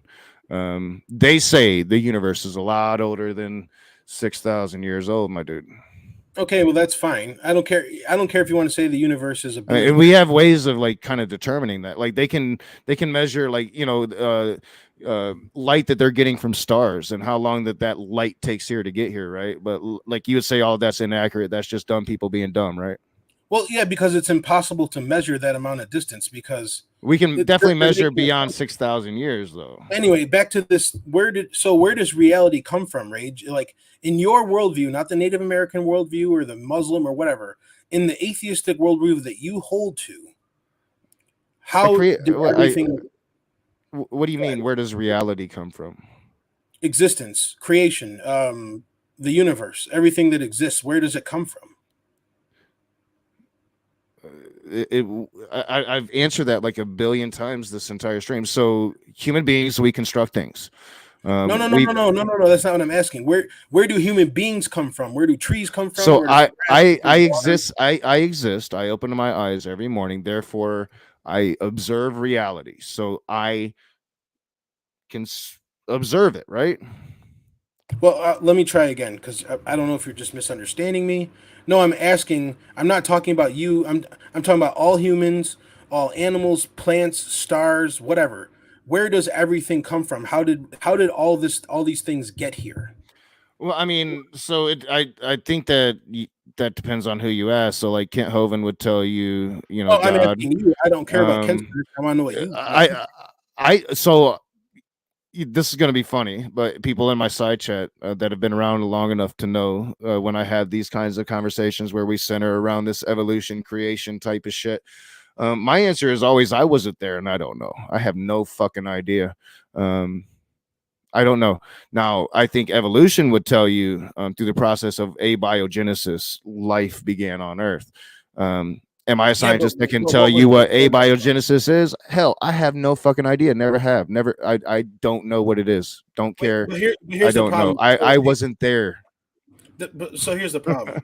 Abiogenesis is unscientific in itself, but you have to still have some sort of matter before other things can come to be, right? Like you have to have water and things to eat for life. Where did you get your where'd you get your PhD? I don't have one. I only did a year of college. You did more than me, my dude. What I'm saying is, I don't know. I don't know what they say, and I don't care. But they say a thing, and I think that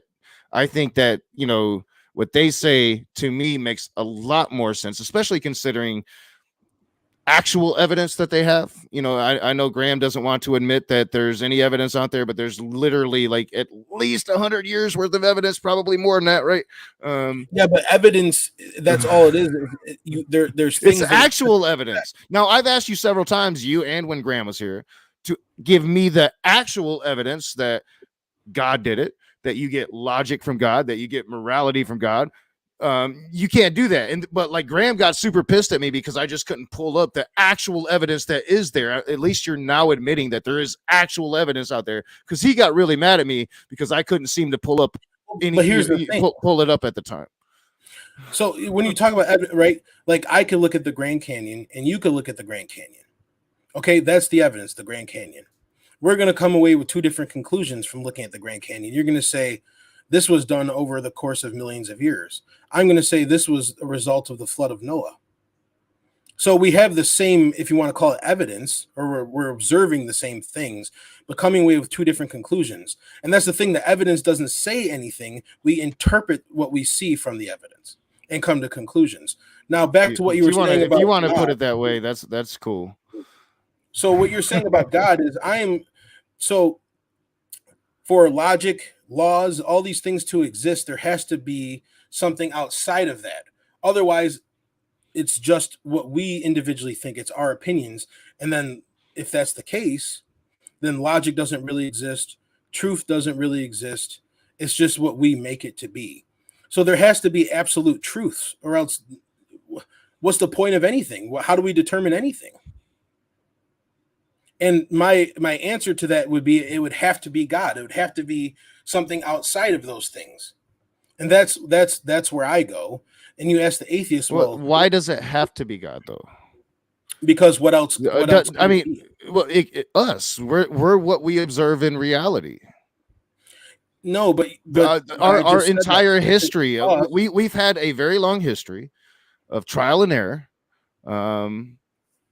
And culturally we come up with these things, right? Like, but Ray, you can see it. You can see it happen, like in the country you live, right? Like, so culturally we divide, and over time that division becomes more and more, and you split more and more and more and more. You see that happening in the country right now.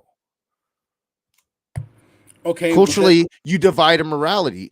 30% of Americans right now have a very different morality than the rest of America.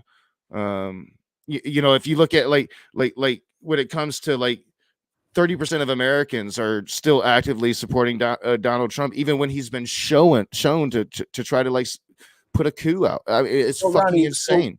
So if you're talking about morality coming from cultures, that still doesn't answer the problem, because two different cultures could have. That's one of the things. That's one of the things morality comes. I listed it to you. So I got my definition. It's a very basic definition of morality, right? So you Google definition of morality, the definition I gave you is probably what's going to come up. And I think that it works, because it includes that you can get your morality, or at least think you can, from your religious beliefs, that they at least define your basis for morality. Sure. But it's also culture. It can also be a certain philosophy. It can be something that you deem to be a universal truth. And that's an individual thing, right? Like, we observe that in reality. We observe all of these different things. You can observe me. Like, if you knew me in real life, And I've been honest with you. I don't think that I'm a good person, but I think if you observe me in real life and you understood I am a single father, that I've been there since the moment she was born, that I've taken care of her, that you would see some aspects of me that you say, that's a good fucking dude. And I don't have God, right? Ronnie, what happens if I disagree with you about morality? Like example that was brought up earlier in the stream, like fornicating. That's like humans, right? Like humans disagree. Hold on, let me lay it out here. So I'm going to say, no, I think it's immoral to have sex outside of marriage. And you say, well, I don't think it is. How do we determine which one of us is right? You see the problem? Because if we go by what you're saying, that again. Morality is subjective. It's not. There's no ultimate sense of morality. It's just personal opinions, and then at that point, it means nothing because everyone has their own opinions. Well, I mean, I guess it would mean nothing when it comes to some things. Now some things that so we deem a lot of things that we find immoral to be against the law. Again, culturally, that's where culture comes into it. Right. Okay. So if you want to take it to the cultural level, where's the culture getting their idea of morality from? Culture agrees upon that. Yeah. It doesn't make it moral. So it's a hard argument. So when you're talking about morality, for one, again, like I'm not a scientist, I'm not a philosopher. I'm studying. I've come a long way than I used to be. But I'm always honest about myself. But like, so sure. So if society, right, deems like, I don't know, slavery to be morally justifiable again, does that make it moral? No.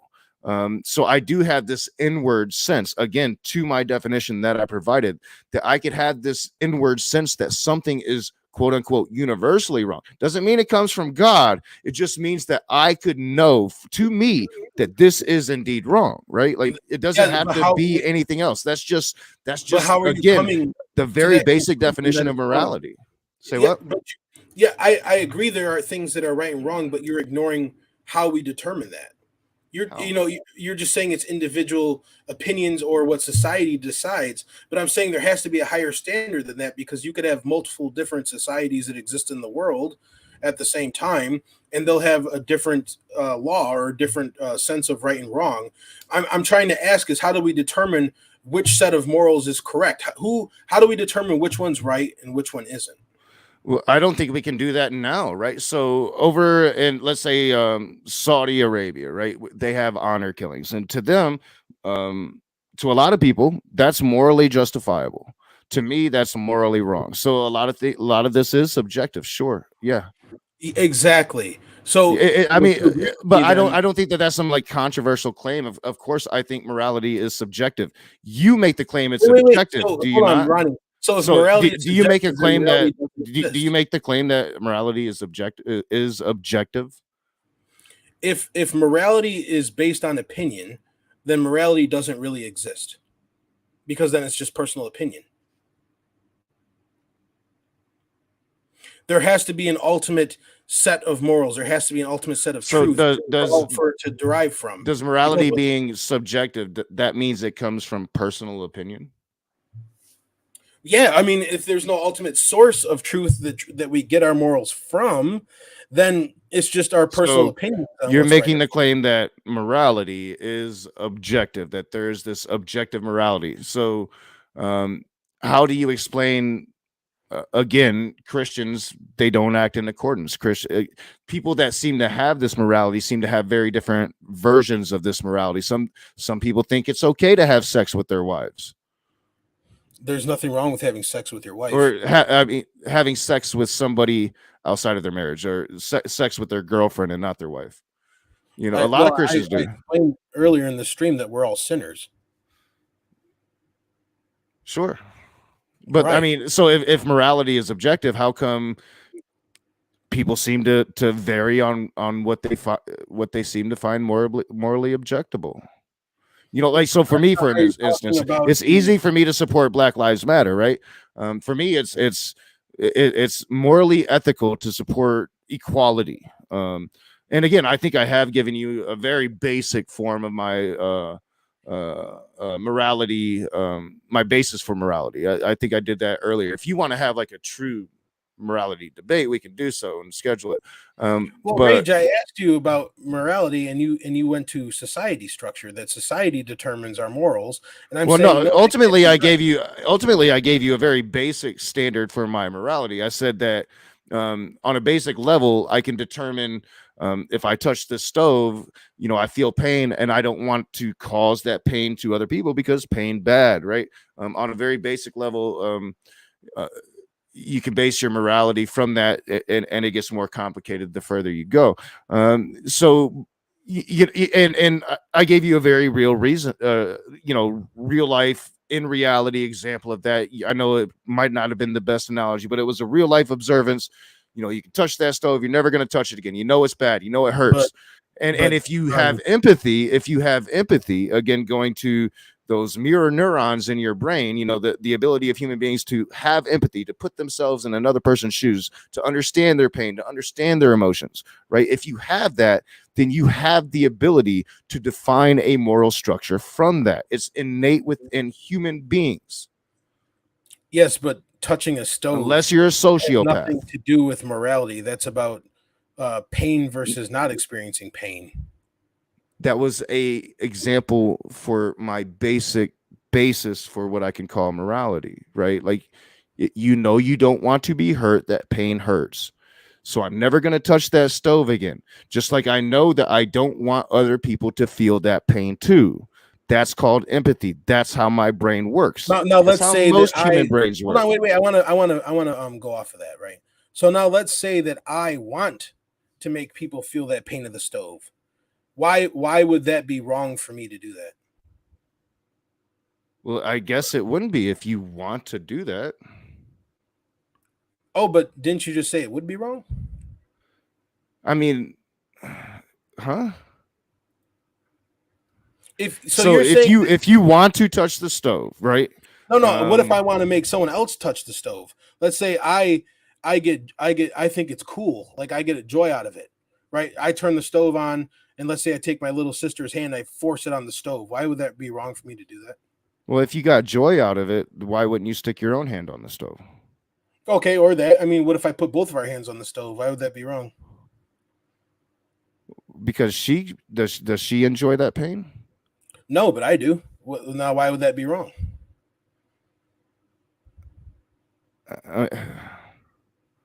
It sounds like you're a sociopath. Oh, well, regardless if someone's a sociopath or not.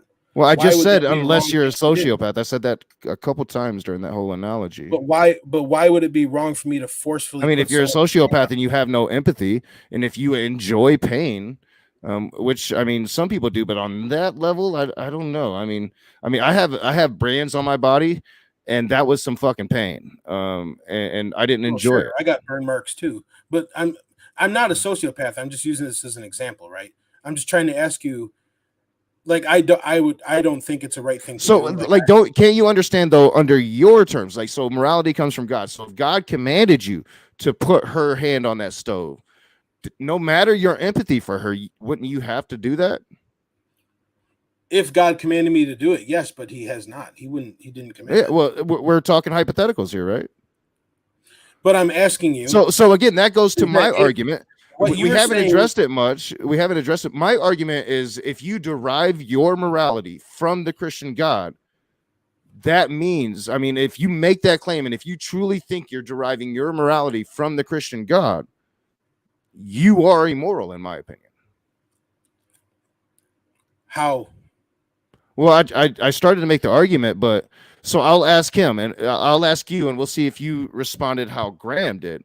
Because I mean, but here's the problem, Rage, is that you're judging God based on what morals, what standards. So again, so like, say if I were to base my morality on a book like you guys do, but that book was the Mein Kampf, right?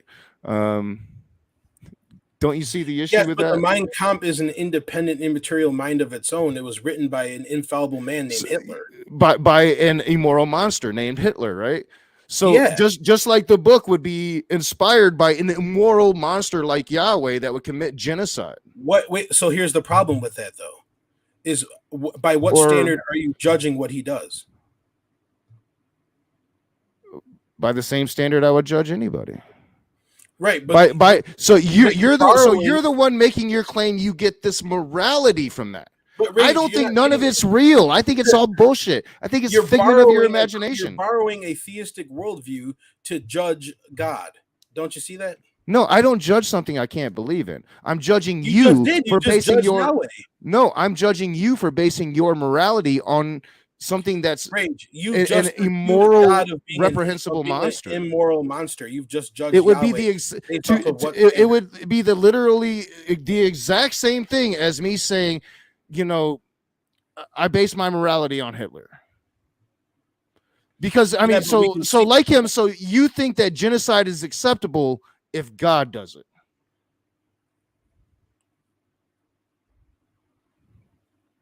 Are you asking me a question? Yes. Yeah, because God knows all things. So again, if you derive your morality from a murderous monster, I don't see how you can fault me for not trusting your morality. I don't make the claim that I derive my morality from a monster. You're borrowing morals from a theistic worldview. How? Because that's where morality comes from. That's the whole point I'm making, is you're trying to judge God on a moral basis, but you have no standard for the way you judge him. You have to borrow morals to judge morally. Don't you understand that? So in your worldview in atheism, God can't be immoral because morals you can prove you're exactly right. There's only one thing you've got to do. You just got to be able to do that one little thing. You know what it is? Did you understand what I said? Did that make sense, or do you disagree? I probably disagree. I don't remember. I was asking you a question, but you was probably asking me a question at the same time. I don't know. My question was simply, shit. I don't even remember my question now. Fuck, I don't know. I've smoked a lot of weed. We're going on 2 hours. This was kind of painful. I ain't gonna lie. We should do it again though. Okay. I think I'm gonna have an open room. You're an open room after party hangout. It'll probably go to like 1 or 2 in the morning. You're welcome to come over there. Sometimes we get some Christians in to argue. I'll tell you what, Rage. I don't like echo chambers. I'll come over there and discuss whatever you guys want, as long as people aren't going to be cussing us out, and like as long as we actually have equal like a time to talk where it's not just over talked and I'm not allowed to say anything. I'm usually a pretty bad moderator. Yeah, that's a problem. Like, I mean, if you promise to like, hey, let Kevin say something, don't be rude, let him talk. Yeah, I'll come over there, no problem. Yeah, I mean, I'll definitely, I'll make it, definitely make the attempt, and I think most people are usually pretty good. I know Leo gets excited. But I mean, yes. People are gonna overtalk though. Like it is the nature of it. Is people are gonna overtalk. And some people don't get to talk at all. But yeah, I'll definitely I'll definitely preface it. I think there's a lot to say to think on here. And again, like I don't mind having Graham in. It was just a bit weird. Well, that's why I asked first. I wasn't just going to have him on here. I asked if it was okay. And you said, I mean, so there's a lot of Grahams. I wasn't sure that I didn't know it was that Graham. I didn't know I ran into him before. I didn't know you two have met before. But I mean, but even if he'd have came in, I don't know. It was definitely I don't know. It was odd. But. And he's welcome to come over to the stream as well. I think that there's a lot to process. So, yeah, I want to do this again though. I enjoy talking to you. I think that I don't know. You're interesting to talk to. I think that there's so much more that I want to ask, because we could get into OSAS and your thoughts there. We got into it a little bit about, Sure. atheists being able to be Christians or whatever. And then what else did I write down? Because there was a few things in in the praise shit. Oh, my discussion with Jamie. Yeah, so can't keep the commandments. I think we got into that a little bit. Yeah, I'm actually editing the video. I'm gonna re-upload that discussion so people can watch it if they want. I don't know what kind of Christian you are yet. Like I haven't sorted out your denomination. Are you a Baptist? So I attend a Baptist church, but I don't hold to a denomination, because here's the problem with denominations.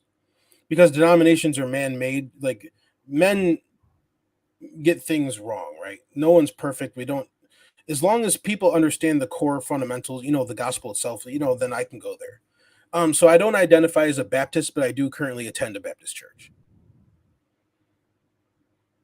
No. I'm just a Bible-believing Christian. I just like to leave it at that. Cool.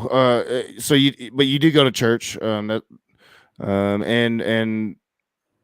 so, like, when I see you, and yeah, we are reaching 2 hours, and if I'm gonna have a room tonight, I need to start it. When I see you, like, going at Jamie, about certain things, is that like a line of thought that you've learned from your preachers, or is that study that you've done on your own and come to your own conclusions? Is there a group of people that have those same lines of thinking, or is it just pretty much this is you've read the Bible a lot and these are the conclusions that you've came to individually?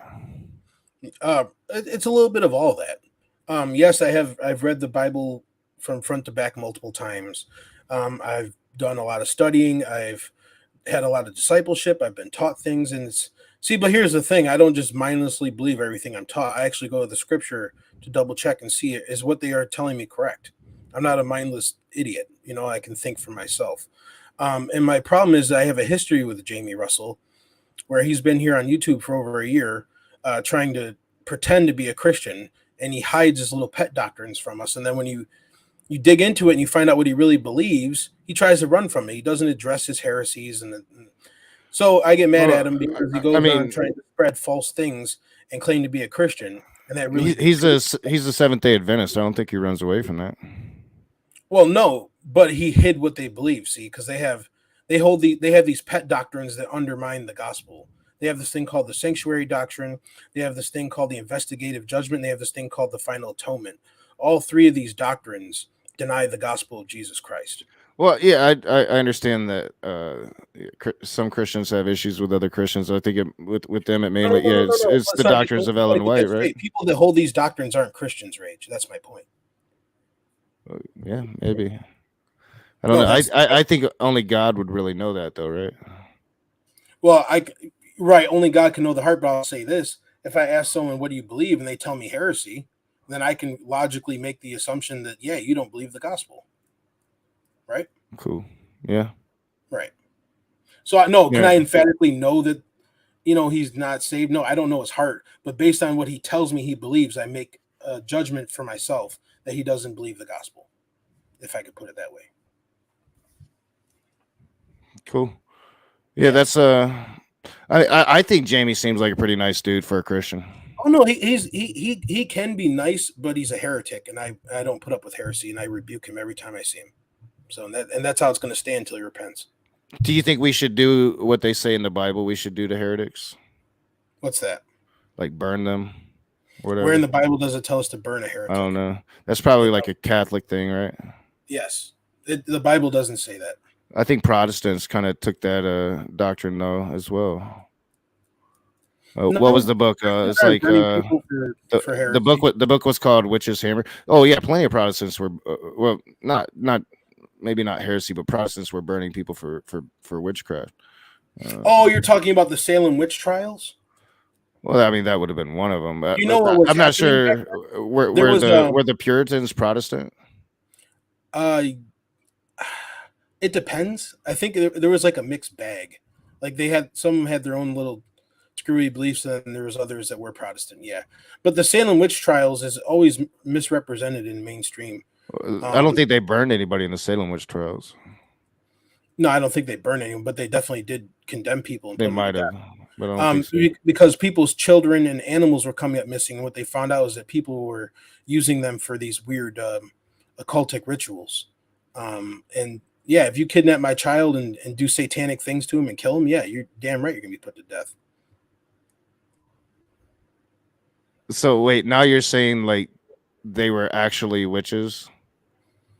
Is that what you're saying? Well, whether they actually perform magical rituals or not is irrelevant. The point is they believed in what they were doing, and they did perform rituals on people. Where do you get that from? Where are you getting that information that you think that the people that were actually killed in the Salem witch trials were actually like doing these demonic things? I forget where I read it, but there were articles in a book. It was years ago. I can't even remember. I would really have to go back and look it up again to find where I got the information from. But yes, there were children and people's household animals like cats and dogs and things that were going missing. And they started finding, that people were being taken to do weird rituals. And yeah, that's why they started this, what they call, like witch hunting. Now, is it true that some people may have been falsely accused of doing this stuff? Like, oh, people were paranoid because people were going missing. Oh, this one's a witch. I saw the kid over near them. Get them. Yeah, sure, that probably happened, but it doesn't change the fact that there were actually people, sacrificing children.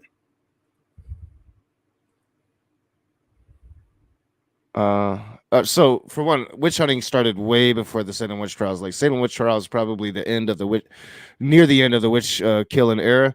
Yeah, but that's what I'm talking about. I'm not talking about all of history. So that particular event, I can definitely assure you. I can't remember exactly how many people. It was a lot of people, and they were innocent people, and it had nothing at all to do with children missing, and everything to do with children claiming that witches were sending visions to them, like ethereal versions of themselves or some shit. It was crazy if you actually look into it. I don't know where you're getting this from, but it sounds a lot like Pizzagate to me, and it's just not true. Historically, those were not. For one, I know several witches, and they're pretty good people. Wait, are you awesome humanists? Different sects. So you have Wicca, you have Satanists. Yeah, you understand that Wicca is a new thing, right? Well, kind of new. Yeah, it's repackaged. I mean, it was literally like invented in the 1900s. Yeah, but you do understand that the occult has different sects, right? Like there's some Satanists that believe in a literal Satan. Now, so if you were to went to Strigone, now I can tell you about the Strigone cult. They were considered to be witches and considered to be powerful witches. It's all hogwash baloney, but I mean they had their religious practices and all of that, sure. Right, and there's some Satanists that believe in human sacrifice. Actually, there's some sort of a lawsuit trying to go against Congress right now where there's Satanists that technically the only because they use that as a ritual to sacrifice their babies to Satan. Technically, there's very few Satanists that actually look at Satan the way you do, right? Those Satanists are few and far between, for one. So I think there's more of them than you think. So Satanists are doing human sacrifice, right? Like on this wide level. No, not all of them. Like I said, there's different sects of Satanism. Like, is it still happening to this day? Yes. Like I was just trying to tell you, there's a sect of Satanists that are trying to sue Congress because it's a federal law now that abortion is illegal. It's up to the individual state. Yeah, but those aren't those Satanists aren't. They want the right sacrificing human because they use the abortion as a sacrifice. So you think abortion is a satanic sacrifice? That's how they're using it. But yes, I believe it is murder. And Planned Parenthood, the whole reason why the organization was invented by Miss Singer is she said, and I quote, "I want to kill as many Negroes as possible." Because she was a devout racist and she hated black people. And abortion was her way of trying to legally exterminate the Negro race, and yeah, Satanists do use abortions as a means to perform a human sacrifice. That's a fact. That's a fact. So you stated that's a fact. Where do you get that from? Go on Google and type in Satanists trying to sue Congress for not having the right to abortion, and listen to the arguments they make. They want the right to an abortion for a religious reason, as a ritual for a sacrifice. So is this I don't know what they're called, like the Satanic Temple? It might be. I'm not sure what sect of Satanism they are, but it is an ongoing thing it's recent in the news. So you can find it if you Google for it. But yeah, so we can't deny these things happen. We live in an evil, fallen world, and that's why we need God. And I appreciate you talking to me, Ranger. I wanted to end with the gospel. Who is Satan? Or who are these Satanists suing, and for what? So, as you know, abortion was Roe v. Wade was just recently overturned. All right, so they're suing because for abortion. Right, and they're saying that the government is overstepping because they're taking away their religious right to practice their religion, which is they use the abortion clinics as a means to do sacrifices for their religion. It's the Satanic Temple. Is it? Okay. So yeah, so they don't really do that, right? They don't really do that, but that's their claim, right? Like, oh god. Of course they do. Why are they trying to sue for it? They want it back. All right, so this is the same group. So what they do is they make political statements. They're making a political statement. That's all they're doing. They're making a political statement. So you don't believe they literally have abortions? They don't literally. No. For one, how would they do that? They easily, just like you or your girlfriend. You walk up to a Planned Parenthood, schedule an abortion. And you think that Planned Parenthood gives them the fetus? No, I didn't say that. So what is the satanic ritual of going to an abortion doctor? Where's the satanic ritual in that? The point is that you're sacrificing a human being for your false belief, for their belief in Satan. That's their offer to Satan. I'm sacrificing my child, and they try to do it in a legal way at these clinics. But now they've had that right taken from them, and I don't think it should be a right. Like, I don't think we should have the right to murder people. So I agree with overturning Roe v. Wade. And I think all the Planned Parenthood clinics around America should be shut down because it was founded on a racist piece of filth. Yeah, and I mean, praise God that Roe v. Wade was overturned. I believe that people have a right to live. Yeah, and yeah, so Planned Parenthood doesn't do abortions. Yes, they do. Well, I think they refer you to an abortion doctor. Listen, one of my ex-girlfriends, okay, she got pregnant. She went and had an abortion behind my back. She scheduled an abortion at one of these Planned Parenthood places, and they performed an abortion. So don't give me that crap that they don't do it. I don't know. I've never had an abortion. I don't know. Yeah, I haven't either, and I'm pissed off. I know, like, anything to do with abortions was like only 3% of the things that they did, and I think most of that is. I mean, it's true. It's not all they do. They do offer other services, but the fact that they offer that service, I think most of that is referring you to a good doctor. But I could be wrong. I also go to a hospital. You used to be able to go to a hospital and get it done too, which is terrible. All right. So we should definitely do this again. Sure. With the one-on-ones, I don't like it to go for more than 2 hours because then you get in the weeds and I don't think you can really learn. You need to, I think, you really digest the shit about the people. Sure. I do want to have a room tonight and get some thought and opinion on what we've seen here. Guys, that'll start about 10 minutes or so after I finish the stream. I'll set up another room. And like right now, I would have to, I guess, do it like live on screen if I wanted to do it now. So we'll just do another room. We'll go straight through StreamYard.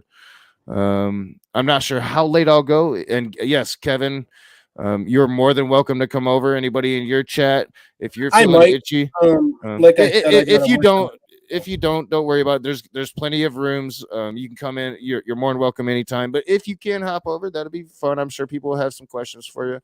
All right. Graham, you're welcome to come. And Graham, if you want to have just a one-on-one conversation with me, do like Kevin did. Kevin emailed me and scheduled it, and we can do that. I want to thank you for having me on your channel. It was fun getting to know you. I tried to like watch a little bit and try to get to know you before I came in here, and it didn't go quite as badly as I thought it would. Yeah, what would you have you being some sort of obnoxious jerk or something? Yeah, well, I don't know. I wasn't sure if he was gonna go like Smokey on me or not, but you don't like Smokey, so. No. But I haven't asked you like the questions yet that really make me mad usually. So. Because they've treated me poorly or they've misrepresented me or for whatever reason, but I'm usually pretty calm. So. Yeah, no, I think you've been pretty good. I enjoy talking to you, and you know, there's a lot to digest through this, but they're at the end there, especially. I want to digest that. I want to try to find. I'm going to look into what the Satanist temple is doing, because I want to find out about that. And yeah, I'd love to have just a one-on-one with you again sometime. And I can usually do it just like this. You know, usually it works for me. I don't know why didn't work for me today, but you know, I can always fix it on the fly if I have to. Sure. Yeah, thanks for coming on. And yeah, maybe we'll talk again sometime. And I'm gonna end with the gospel, right? So cool. we, God is holy, we are sinners. So I have on screen here are the 10 commandments. This is the standard that God expects everyone to perfectly keep these things, which we can. We've all broken God's laws. So we're in a state of hopelessness. What could we possibly ever do? 2,000 years ago, God became a man and kept those laws that we could not keep, and he offered himself as a sacrifice for the sins of the world. And you have his promise that if you believe that, he grants you everlasting life, and you can never perish. And that's where I draw the line at the gospel. If you claim to be a Christian and you don't believe what I just said, you're not a Christian. That's where the line is drawn. It's drawn at Jesus Christ and his sacrifice and what it accomplishes. It's his blood forgives us for all of our trespasses. And he forgives us so we can eternally live with him. And if you believe it's only a temporary forgiveness and that you can somehow die lost and stuff, you don't believe the gospel. And that's where I draw the line. Thanks for coming on, Ronnie. Yeah, I want to talk to you again sometime and, have a chance to digest what we talked about today. Thank you, everyone, for tuning in. I got Alec. Paul was here. Graham. We got CJ in the house.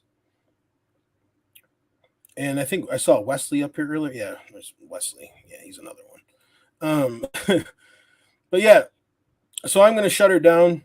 Thanks, everyone, for tuning in. Catch you next time. Yeah, thanks for having me on. You got it. See ya.